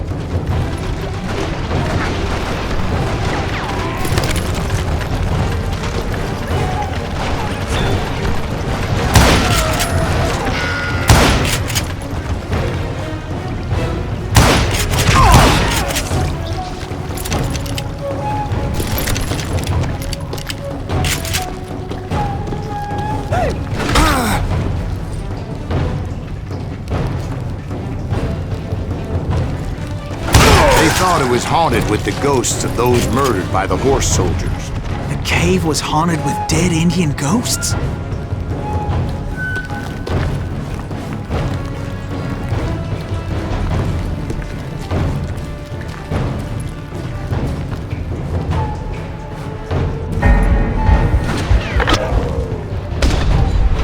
be honest, I was more concerned with the live ones than the dead ones.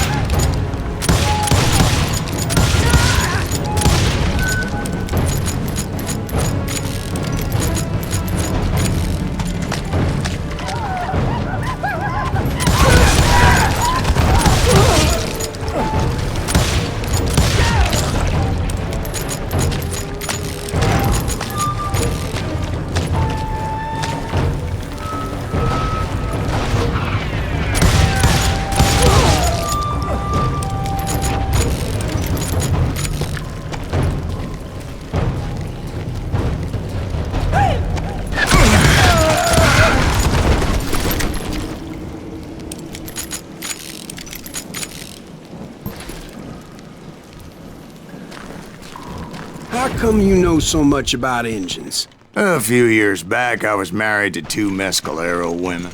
At the same time? Yeah, they were sisters.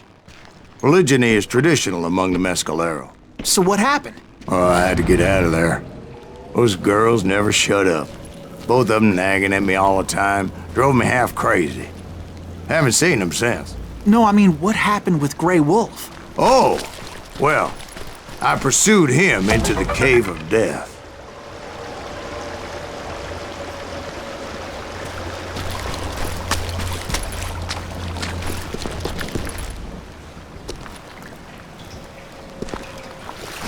I came upon this flooded grotto, and that's when I saw him.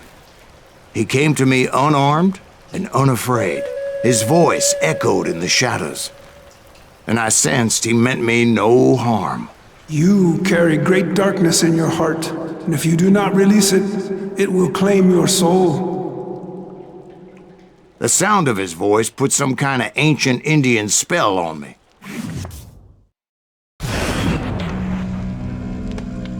As his story unfolded in my mind, you will come to this place again and kill many more men, and the darkness will grow until it consumes everything that you are. The soul would have no rainbow if the eye had no tears. He said I was a great warrior, a coyote man, unequaled by any other pale-faced warrior, or something like that.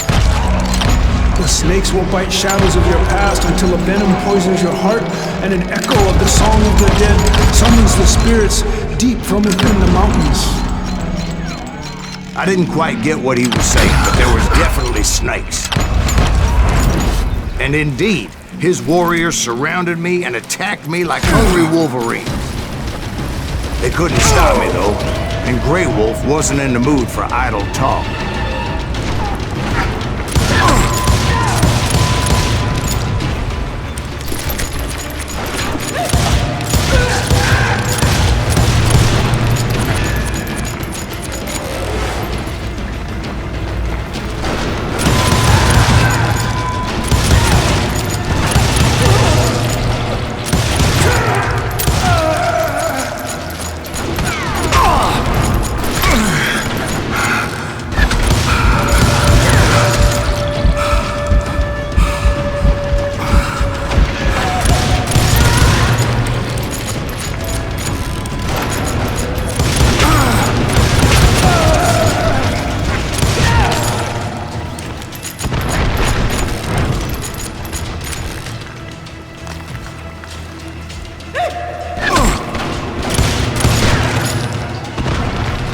I swear I couldn't see any way out of this trap.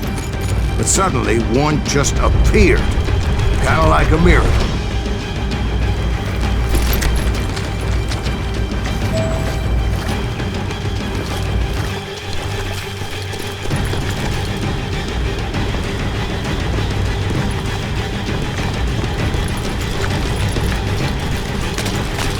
I felt like I would be lost in that damn cave forever.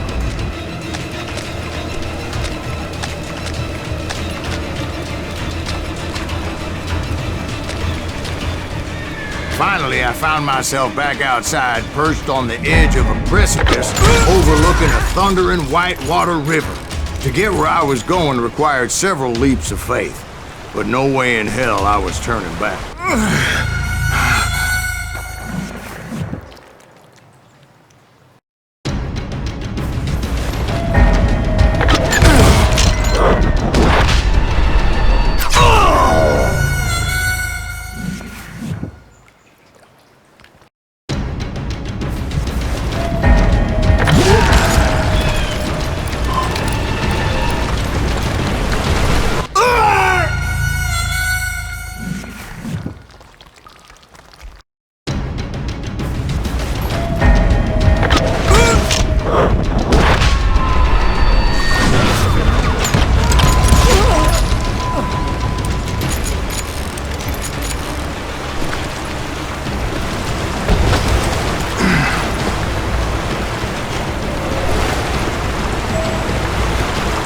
I chased after him, determined to make him explain the meaning of all that mumbo-jumbo.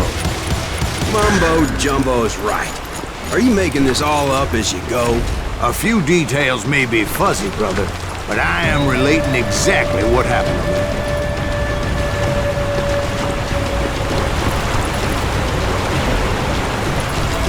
There were dozens of Apache warriors aiming at me from on high. Dozens? Well, maybe not dozens, but there was a lot of them. At least 3 or 4. Well, more than that, little lady.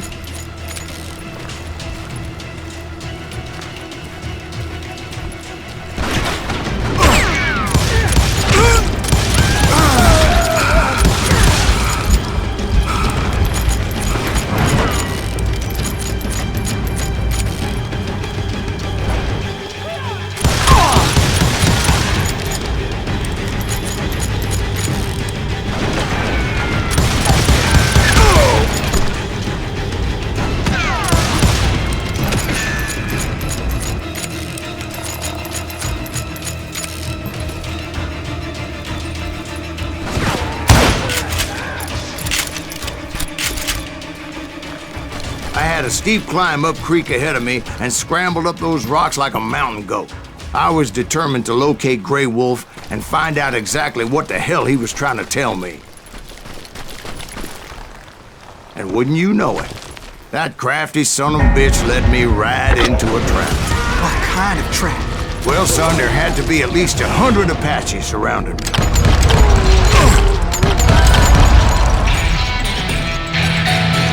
100? God be my witness. Oh, come on. Who are you kidding? Hey, I believe you. Come on, tell us how it ended. All right, but I'm not gonna drag this out.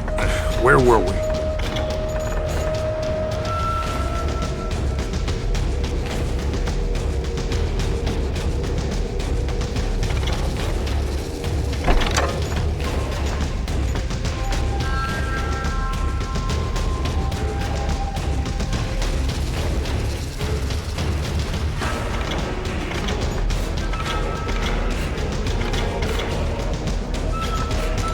You were surrounded by 100 Apache warriors. Well, I didn't take the time to count them exactly, but there were a lot of them.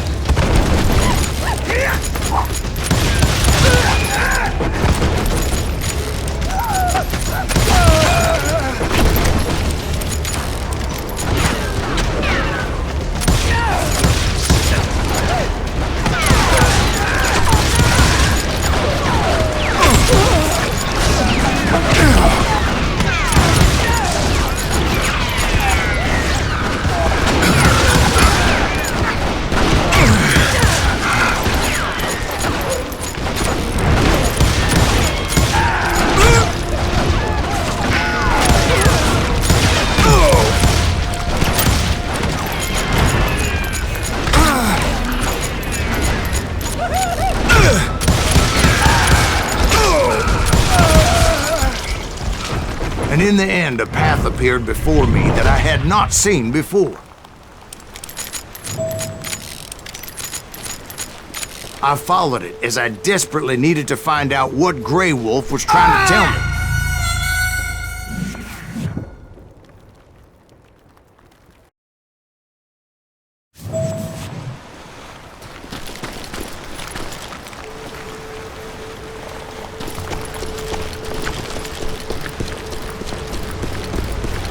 But it was like that son of a bitch disappeared into thin air.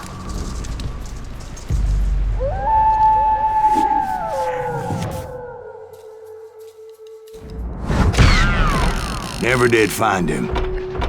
And never did collect my goddamn bounty.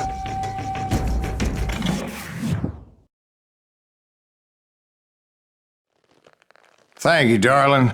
It's interesting how the truth can sometimes seem, might malleable, depending upon your point of view. Like how those dime novels make you out to be something you're not? Jack, don't be starting trouble. No, he's right. They do tend to exaggerate.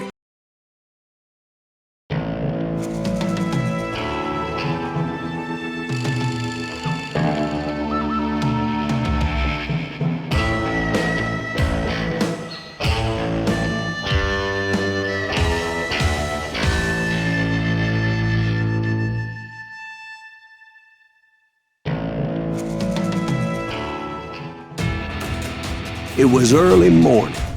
One of my friends was a local gunsmith, and he handed out firearms to anybody who'd take one. You see, the Daltons got it in their heads to rob 2 banks at the same time. 2 banks on the same damn street.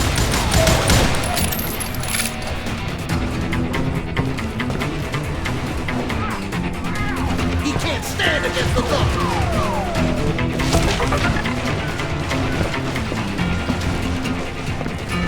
The story was Bob Dalton's girl was always writing him about how he had no ambition. Oh, you're nobody next to Jesse James, she'd say. Finally, the bastard took his brothers to Coffeyville just to shut her up. Right. It's always the woman's fault. Well, the locals recognized the Daltons right off. Before they could get away, half the town took up arms to defend their property. Their first mistake was pulling a job in their own damn hometown.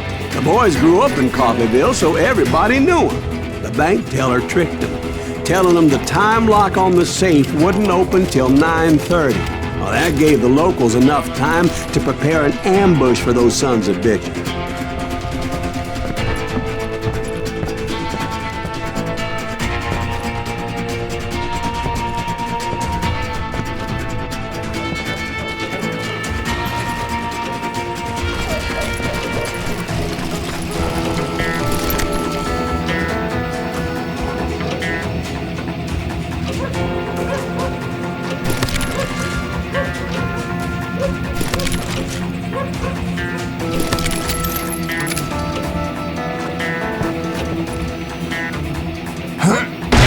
He got us a hero. Put some holes in him!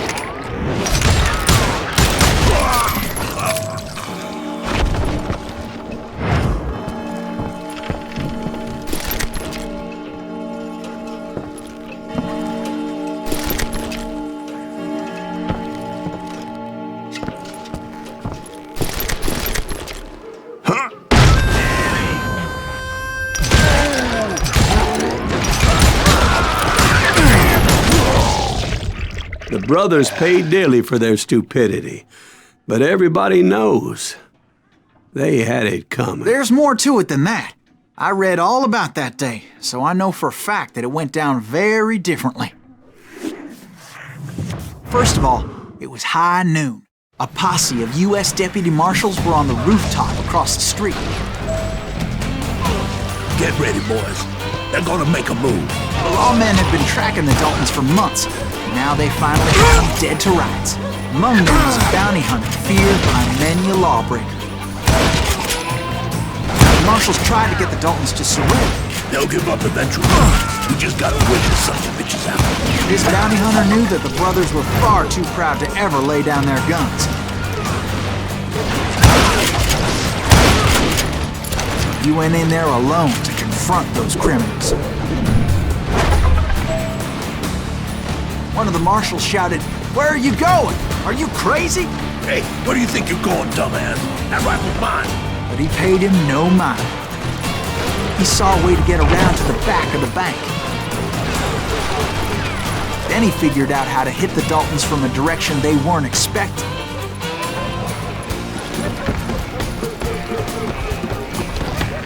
A moment later, he was climbing up a steep ladder, laughing at danger as he did.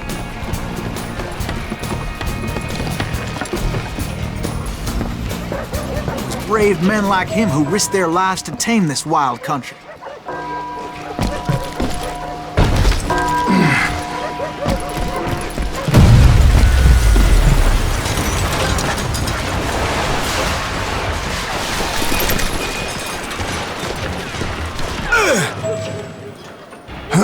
We've got company.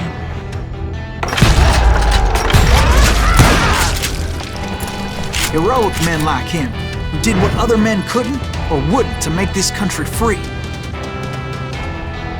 Like Jim Bowie and Davy Crockett, who died defending the Alamo. Is that Silas Greaves? Son of a bitch!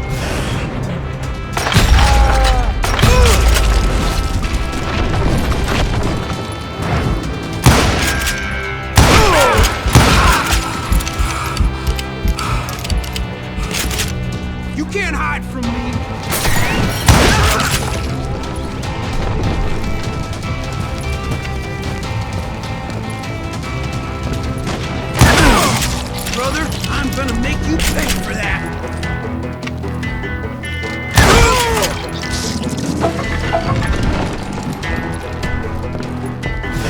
Over there!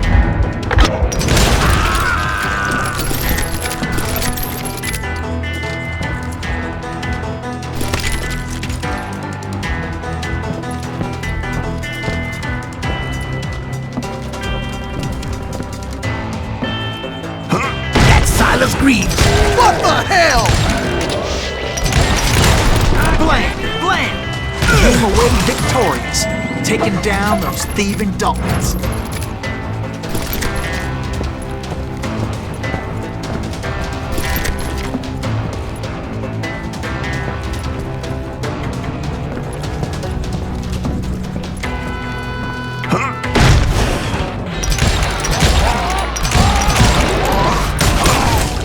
His name was Silas Greaves, and when the dust finally settled, he was the last man standing. Sorry, kid, but that just wasn't the way it happened.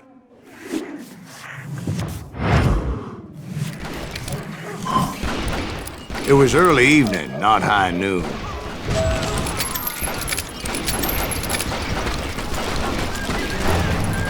I was late to the party and Coffeyville was already up in arms. The Daltons blew up a safe and were all set to hightail it out of there.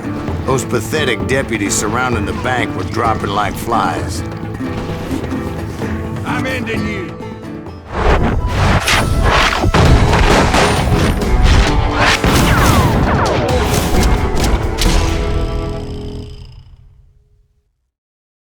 I had been tracking those jokers for months, waiting for them to do something reckless. In for the kill. And finally, they did. Those stupid bastards decided to rob 2 banks at the same time in the same town where everybody knew them. But they still had friends in Coffeyville. Shoot, I dare you.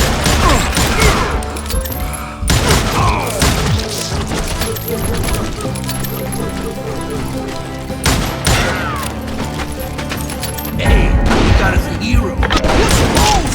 And those friends came after me like a pack of wild dogs, tooth and nail. They were coming at me from all directions.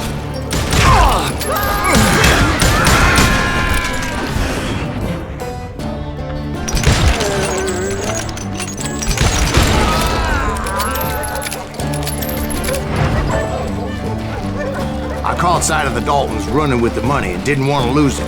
Problem was, they knew the town better than I did. And to top it off, I found myself in the middle of another shootout entirely. Did the Daltons hole up in somebody's house? No, it was the Smiths, I believe. They were cousins of the Daltons, and they were shooting at the Browns, who were shooting at the Daltons, which wasn't any surprise, because those 2 families have been feuding forever. And since the Joneses are related to the Browns, they shot at the Smiths, pissing off the Heimhoffers, whose daughter recently married a Smith. Well, bullets were flying every which way as all the old feuds in Kansas caught fire all at once. There was a hell of a lot of pissed off people in Coffeyville that day. But that's just the way life is sometimes. Shit happens.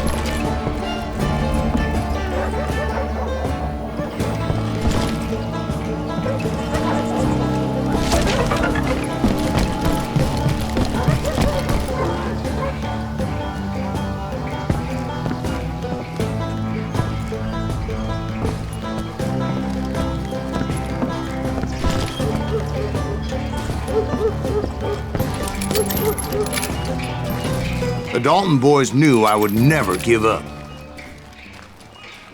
Those Daltons weren't the sharpest knives in the drawer, but they always stood together. They set a trap to slow me down and allow at least 2 of them to escape. The third brother stayed behind to plant me, just in case that trap of theirs didn't work.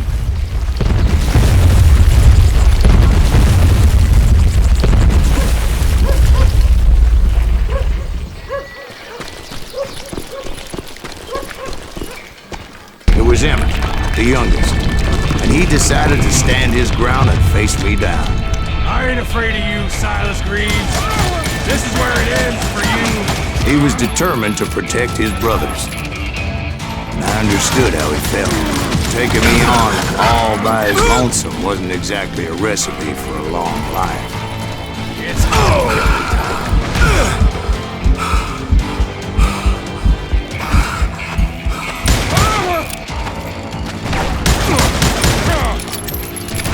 I'm gonna cut you in half!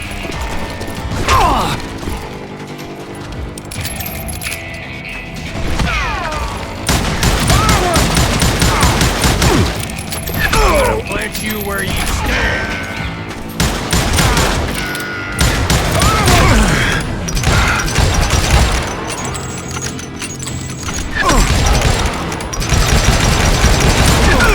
Gonna beat you like a red-headed snapshot! Next time I won't miss.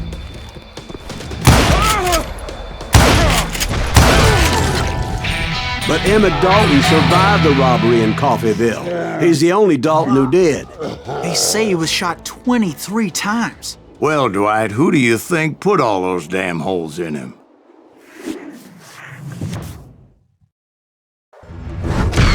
But I have to admit, that boy had grit.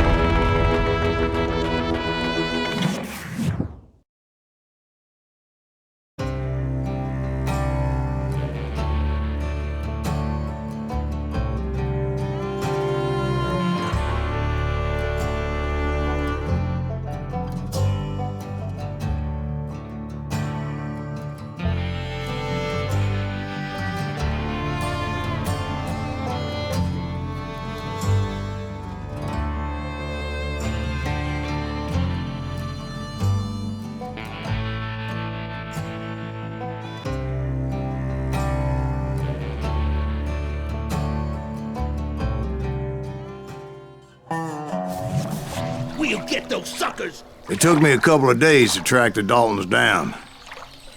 They can't get away with this! And in that time, a whole posse of local vigilantes offered to lend a hand.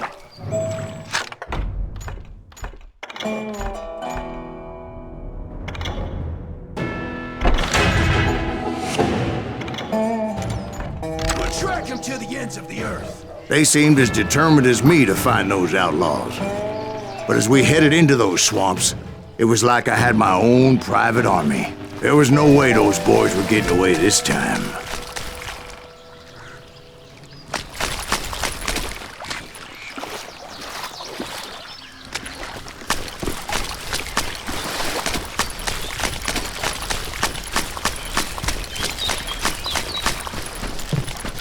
It was early fall, right?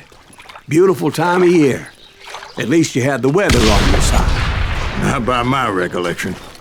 It was damp and foggy as hell.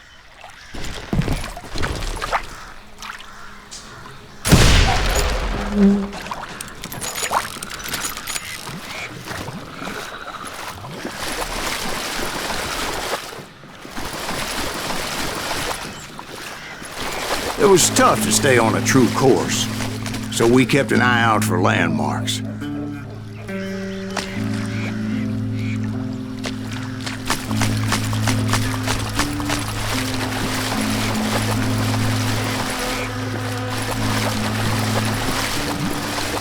It was autumn.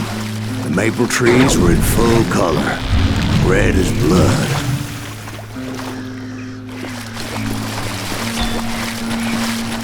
The rains that year were torrential, so the whole area was flooded. The vigilantes had spread out wide, and pretty soon I couldn't see anybody.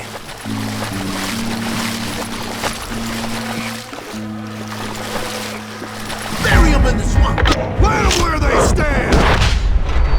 except for some bitch ahead of me wanted to do me harm. So I had to face him alone.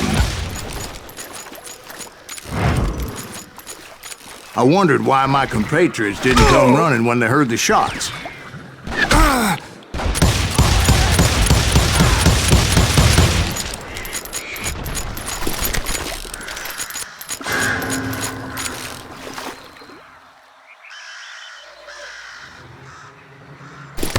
Show yourself!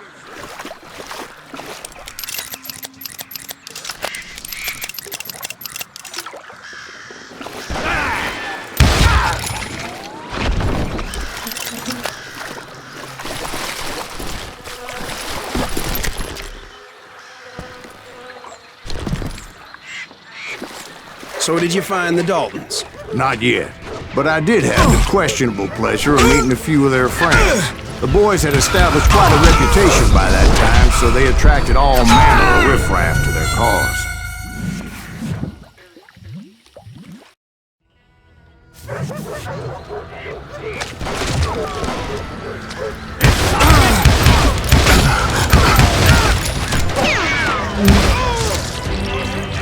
Just kill Red? That's right.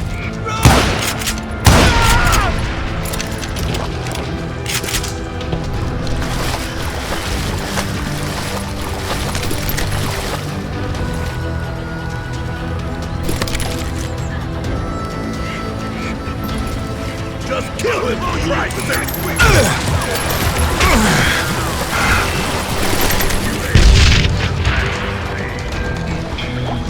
Can't hide from dynamite!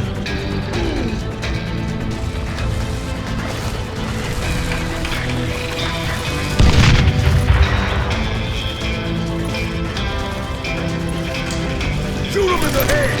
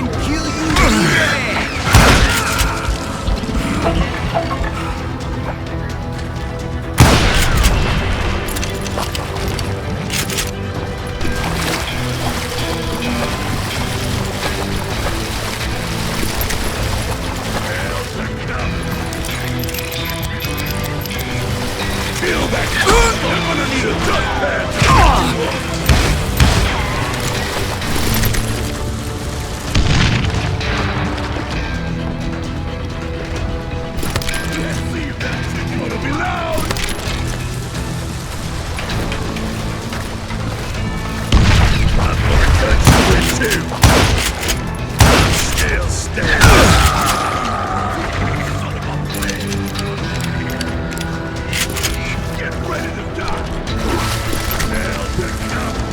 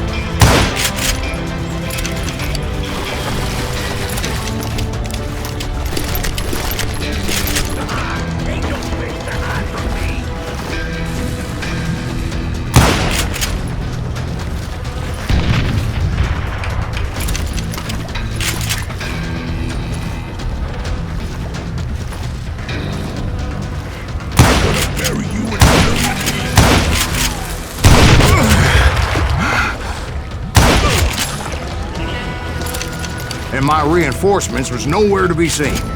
Point being, I was under serious attack. Somebody kill that sumbitch!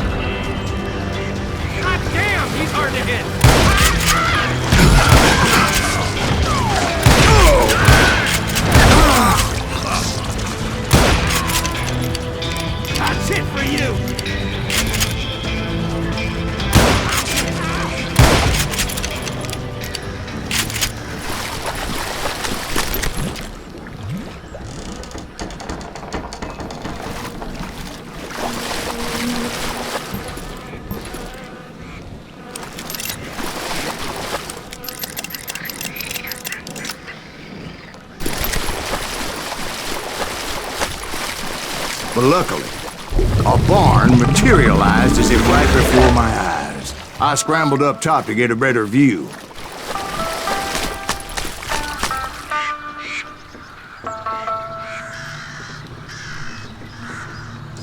But just ended up falling inside. So, how did you get out? The barn doors was open. About right then, I saw some suspicious characters running through the bushes. Of course, I followed them. But that goddamn swamp was like a goddamn maze, and pretty soon I had no goddamn idea where I was. Steve?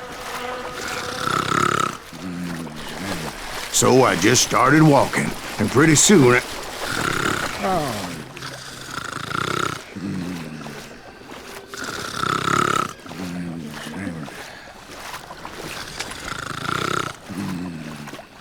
Steve? Steve! Huh? Oh, no, I'm listening. Indians surrounded me from all sides.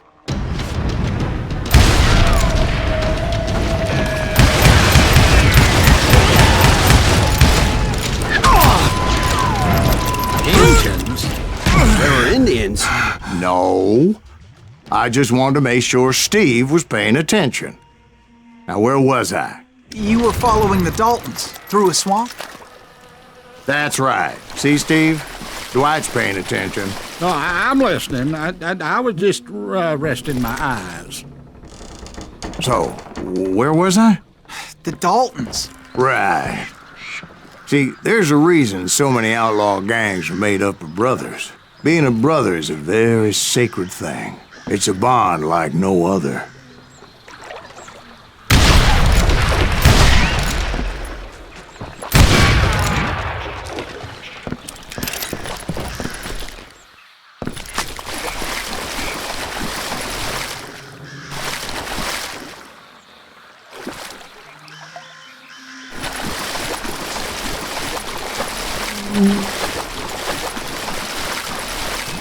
Bounty hunter! Stop that, sumbitch!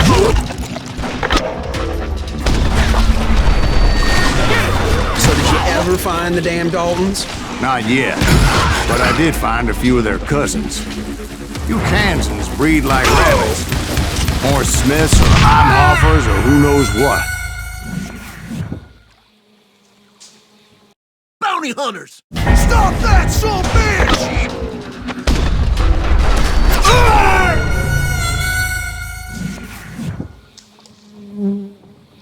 Bounty hunters! Stop that, sumbitch!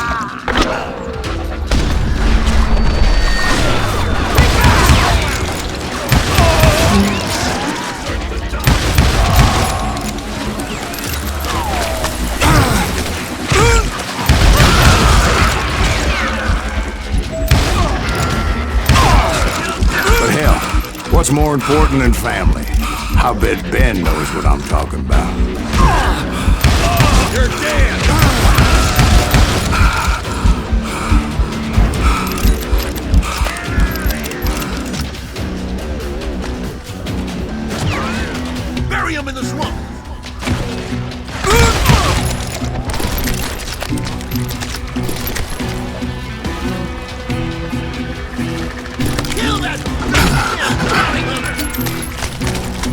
Ringo.